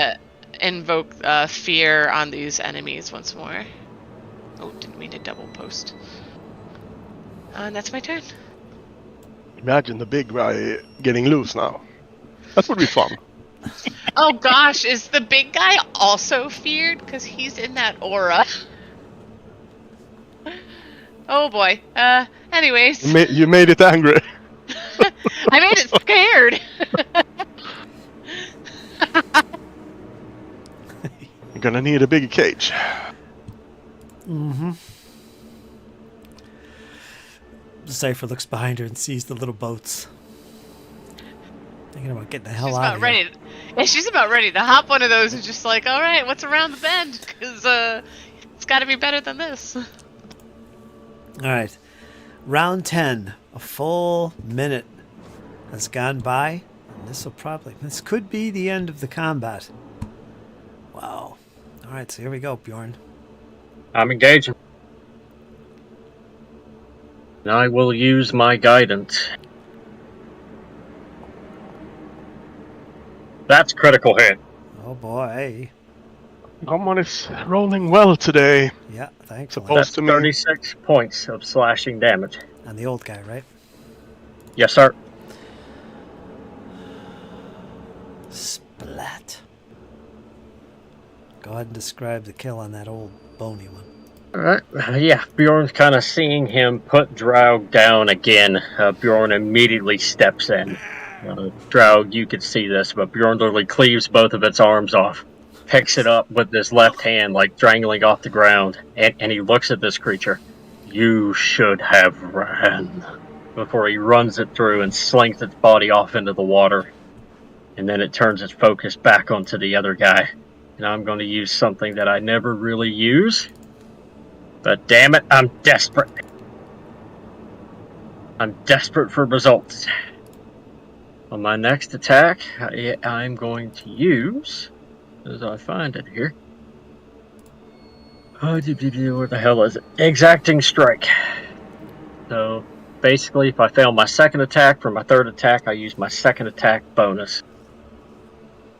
Here we go. That's a critical hit.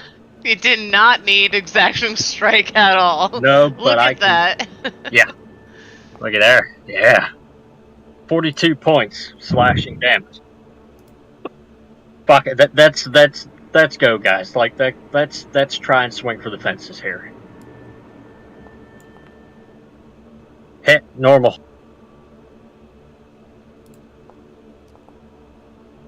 $20 points slashing damage. He's got 7 left. Come on now. I was robbed. I was on a roll. I was on a roll. God damn it. That's all for Bjorn. All right, it comes down See to... if Martova Where is can she? finish the fight. That's critical hit. Man, Kyle is taking all of the good rolls. Yeah, this is Such a- just One insane. That is 20 points Wow. of slashing damage. Thank you, Dice. Sweet baby Jesus. Next week I'm gonna die. Yeah. Next week I'm going Nothing to die. but ones. I know the feeling. Splat. She got the kill last week, too. Yes, she did. She just got the kill in this one. Yep, but I got the kill on the bulk of the other, so I'm good with that. Yeah, you did. All right. And I think that's it. Yeah, we'll end that so we can get a little bit more in besides combat. But yeah, you hear the creature in the cage behind you begin to shake and rattle. Momentarily, he looks kind of like confused. That would be the fear effect. But yeah, he's back there and he's shaking that cage, this big old bony creature. These other creatures have all been felled, thrown into the water, dying on the dock, blood stains everywhere. Whatever they were, they're about 3 or 4 foot tall. No weapons, dressed in all kinds of ragged clothes that look ancient. They're about the size of height of gnomes, or really. And they're kind of built like it, except their faces are all sunken and their skin is very crustacean-like, like they're dead or something. But they don't seem to carry anything on them. Now, as you look around this dock area, briefly, you see a multitude of cages, a whole bunch to the east and further to the west and further to the east as well. Those creatures came from the south, so there must be some door there. You might have even heard the door. So there's something there. This looks like, as far as you could tell, it looks like a beach. From where you are, it's hard to see where it ends because it's very misty. Even your dark vision, you could barely see what's out there. It looks like there's some kind of natural wall out there. Like maybe 50, 60 feet out, you could see the end of it. Over in this direction, to the east, you do see what looks like a large stone outcropping coming out of the water that stretches way up and above you. Not how far it goes up, but you can see that the ceiling above goes 100 feet or so. This is a big open cavern surrounded by water. Green, nasty, stagnant water. And it has a certain stench to it as well. Looking at the dock itself, behind Cypher, you see 3, 4 boats. They look usable, Cypher. And it looks like whatever creatures these are, it looks like they were repairing the dock or something. You could see where there's a hammer here and some loose boards there, some old rusty nails that they must have been using to try and hammer the planks on when they were disturbed by Bjorn and Mardova. Yeah, and then the party ensued. But The there doesn't... Cypher addresses the rest of the group as, like, just this kind of goes hand in hand with you describing it, but she also lets everybody know that although there's this, like, strange mist obscuring my view, there's probably about 8 cages, she says. Indeed, I think we need to fall back. Get some rest, get our spells back before we continue on.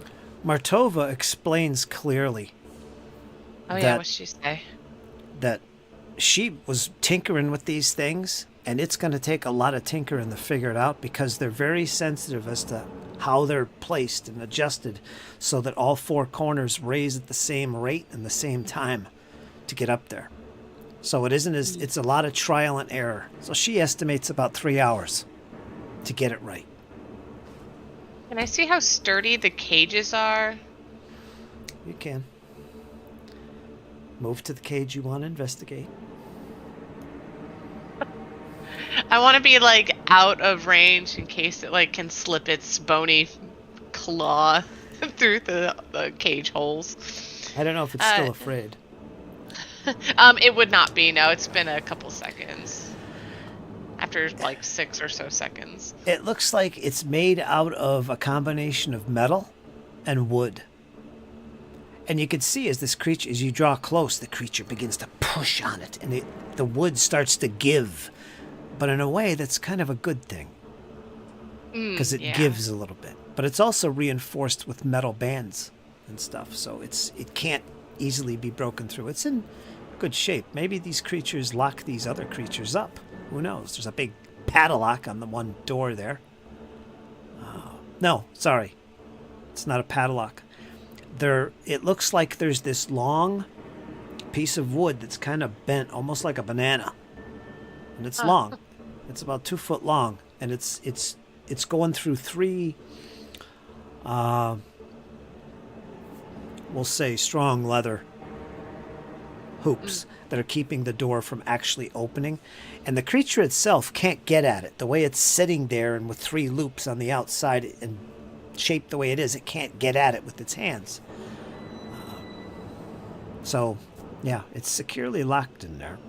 It doesn't look like it's going to break through, but it's nasty and it's big. Cypher asks Martova and the others, "You think we'd be okay down here for 3 hours while we tinkered away at this thing, or should we make a climb back up?"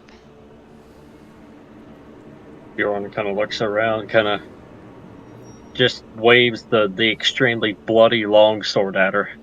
I think we're pretty She secure waves her here. own longsword, mocking him. What are you trying to do? We could climb. I will hold this bottom pier. Be the last one up. I'm fine with that.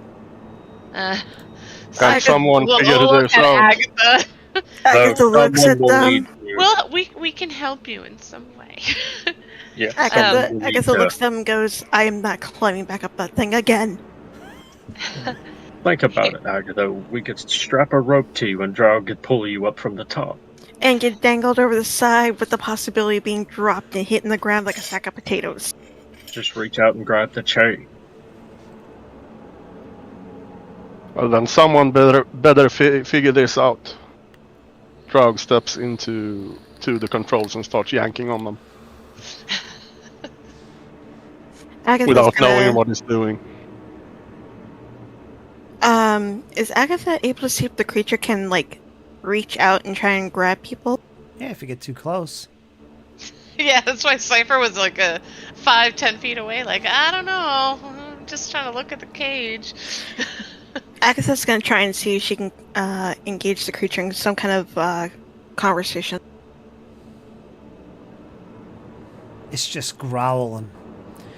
You could use a recall knowledge to try and identify this creature or something about it before you go attempting to. Can I try using charm on it to try and calm it down? Oh, Jesus. I do not have the HP to fight this thing, Des. Yeah. Plus, how Nope, long does that but- ideally last? Here's the thing, if we can get it calmed down for a while, it might buy us more time. You want to use charm on it? Gonna try to. Okay, go ahead. It has no effect. Get rid of the spell. Yeah, we supposedly. Well, according to effect. Martova, we need 3 hours to fix this thing. I think Exactly. Yeah, but I don't think charm lasted 1 hour. That would have, if it had worked, it would have been 1 hour. Okay, Would've bought us some time. metagaming here. Whoever has crafting can actually get this thing to work. So, And whoever has I'd be- crafting, raise your hand. yeah, well, Drow does. would, I would like to Oh, roll there's crafting Bjorn. for Drow if I can. Not gonna help, but he's tinkering away at it. Can I assist him? Bjorn is trained in crafting. Alright, hold on. Let me see how this works. 3 hours of tinkering.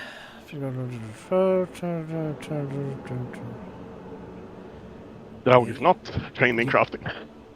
You can make He's it. determined, Yes, regardless. yeah, digging deep. Let's go.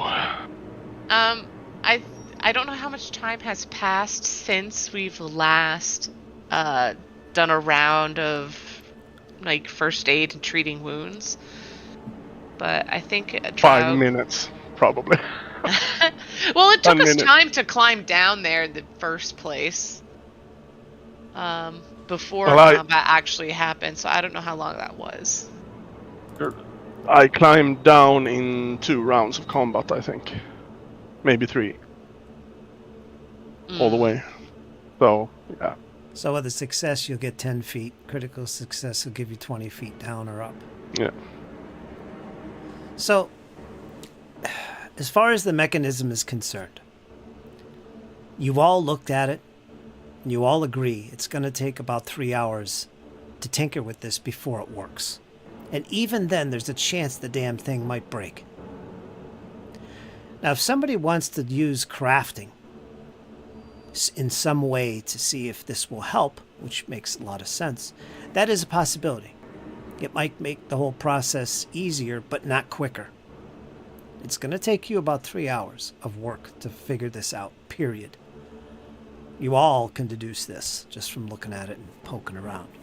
But that's a process, and when you're ready to begin tinkering and trying to figure it out, we'll start keeping track of those 3 hours.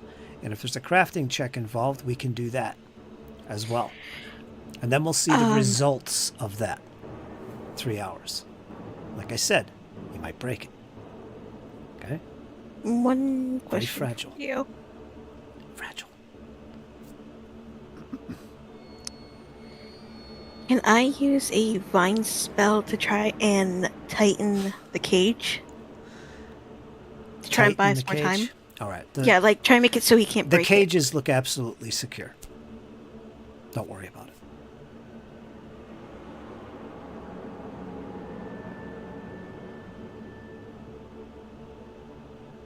Well, We'll assume. Cypher, We'll assume. Cypher's 100% okay with staying and fixing this, although she's not really adept in doing so. She's also okay with just climbing back up or aiding her allies to climb back up and return to the safe room. She's just like shaking her head at the others like, we can't handle another situation, big or small, in any aspect. We are completely wiped. Draug, you look awful. Bjorn, I've seen you look worse, but you still look bad.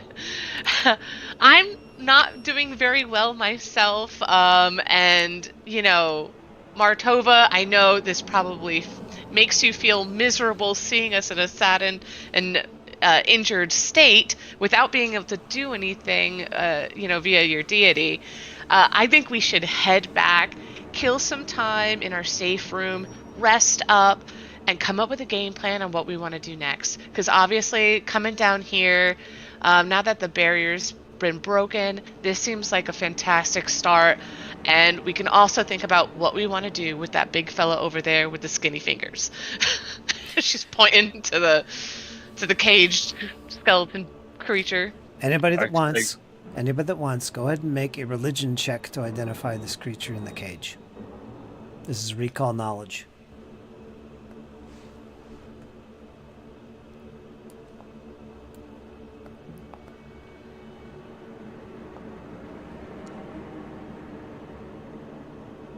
Cypher, you have no clue. Never seen this creature before.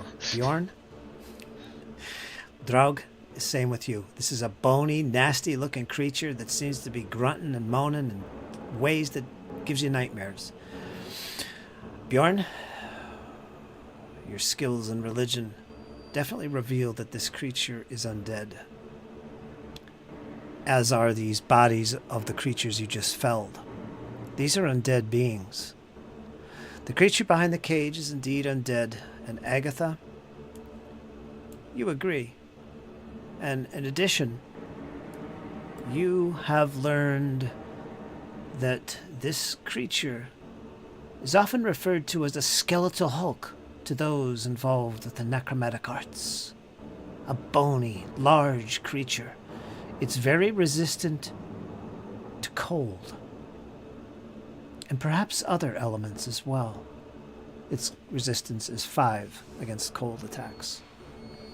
But they have a lot of resistances and immunities, not to be messed with. Kind of makes you scratch your head, Bjorn, why those creatures didn't unleash these upon you. Maybe there was no time. Maybe they were afraid of them and locked them up. Who knows? And while you're discussing this and looking at this creature, occasionally you hear off in the distance, in the water, you hear what sounds like movement. Like something was poking up out of the water and watching you, perhaps. Agatha makes straight for the chains as she starts climbing those suckers. And then going out of sight again. Otherwise, the water is stagnant. Unmoving. As Cypher stops talking and doing her her plea for us to get out of here, Draug has nodded at her, mumbled something underneath his breath, and started climbing.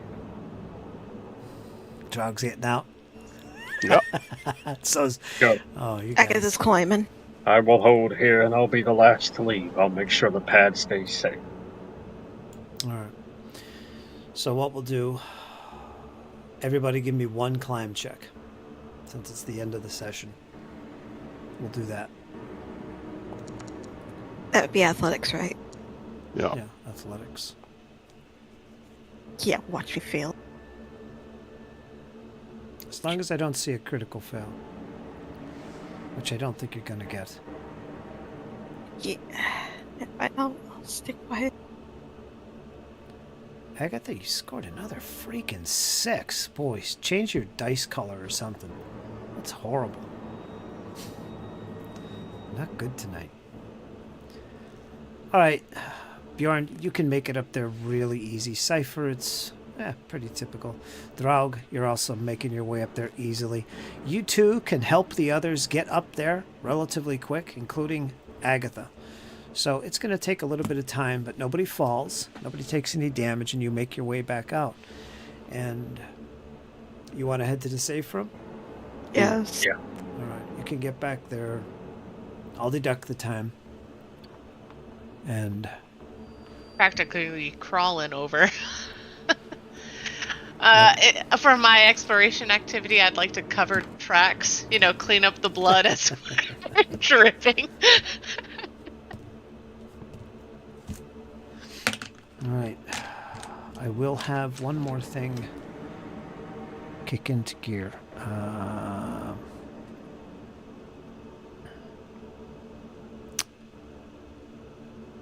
When you get back, when you're going back up to the, you got back up to the prison level. From there, are you going to take those spiral steps back up? Or are you going to go the long way and go towards where the trap room with the pulsing red thing in there was located?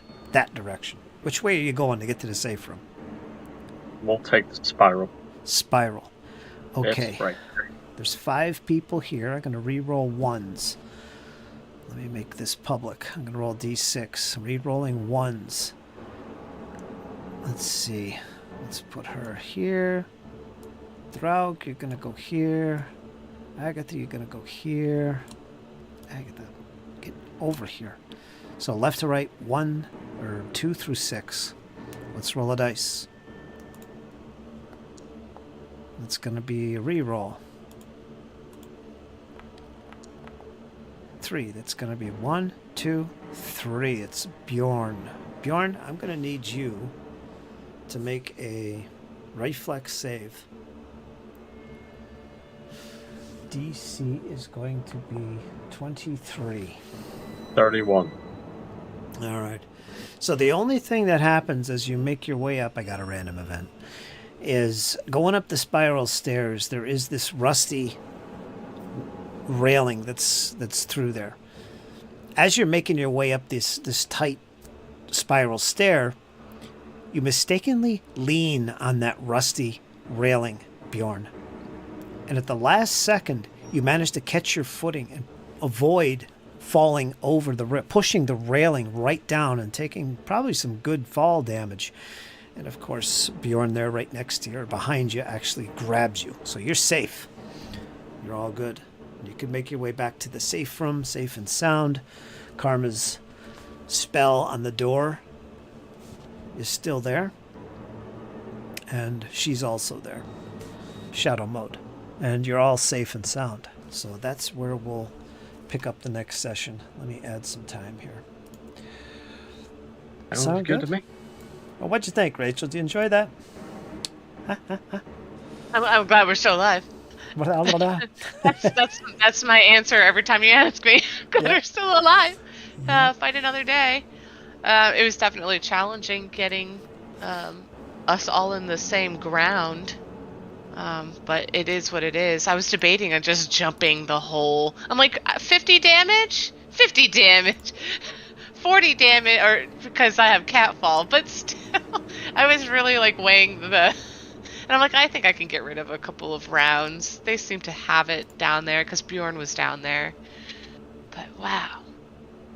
I don't want to fight that bone dude anytime soon. The big ones are kind of scary. Very intimidating. I thought you were going to head down with Martova. Just go for it, the two of you. But I was like, 2 people's enough. I wasn't sure if we were going to get ambushed up top too. It would have been fantastic. I'm so upset, but I have fly. But the previous battle, I had to use all of those slots, so I didn't have fly. And I was like, dang it, that would have been a perfect time to use it, but I did not have it. But that's okay. How about you, Kyle? What'd you think of tonight's session? It was good. It was really intense in the beginning, but we held our own down there. I kind of held them off while Martova kind of did her thing there. Yeah, it was pretty intense fight. It was a very drawn out fight. Normally, with a lot of these creatures, we fight them all at once, and these guys just kept trickling in, trickling in, trickling in. Yeah, they did. Well, the one coming off the docks, he ran. He didn't engage you. He ran right to that wherever it was. He disappeared. That he came with reinforcements. So he alerted some others.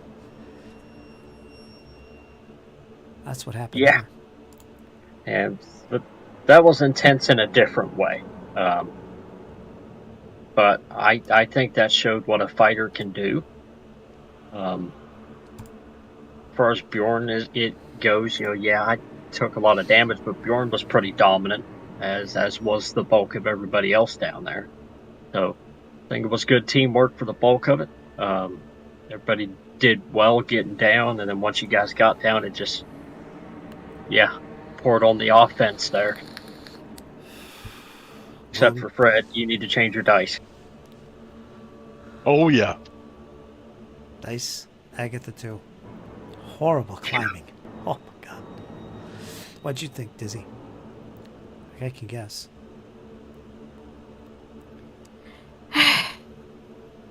Frustrating? God, I hate athletics. Yeah. Especially when I'm not trained in it. You did all right with that spell you cast right at the end. What did you do there? Oh, the one with the 120-foot range from the top, that vine thing. That was pretty cool. The acid hand? Yeah, and it threw the creature into the water. Yeah, that was my acid hand I used. That was good. And at the end, you did something too, didn't you? With a spell? Or no? I don't know. Oh, Wormy Pass. Repast. Yeah. Basically, she made worms, like internal worms, like start eating him from the inside out. Yeah, this undead creature. Didn't bother him. He's used to it. But it killed him, right? Or almost. How about you, Fred? What do you think? Yeah, and I need better dice. Just like Kyle said, it's just awful. I mean, we have pretty much the same to hit, and I'm hitting thin air and he's critting. So yeah, it's not frustrating. It's just like, man, we've been fighting for 9 turns. I can't hit anything. Yeah. I don't know. It kind of sucks, right? Mm-hmm. I did one like critically stupid thing today. Which led to me dying twice, or almost dying twice. My job was to like push the creature away from me, and having it have to spend, what's it called, actions to get back to me, and we could hit it, by it moving and so on. But I stepped into it instead, mainly because my printer started to make really weird noises behind me. And it's almost it didn't caught on fire, but yeah, Who's left? Oh, Cypher. Didn't I ask her? Yeah. did? Yeah. You asked me. We're all I thought the last, there's all of then it. it would be Bjorn, I think. Bjorn. Kyle. I already gave mine. Diz already gave hers, and Draug already gave his. Cat I must have think thrown me everybody. off. Yeah, I All think right. we're just like, hey, Cat, it's your turn. Yeah. Chirp, chirp, chirp, chirp. She did good. A little distracted tonight. But anyway, she did good. Yeah, the only thing we got to remember, we're going to do all this healing. It's easy to take care of. But Draug, if you're critted, you're dead. Yeah. That's how vulnerable you are right now. Yep. But I think you guys got that taken care of with some medicine checks. So that'll be good. We'll do that at the beginning of the next episode, which will be 91. And you guys can plot your next move as you move into this level. Hopefully you don't take too much time and the creatures all start flooding back into these areas. Yeah. could happen.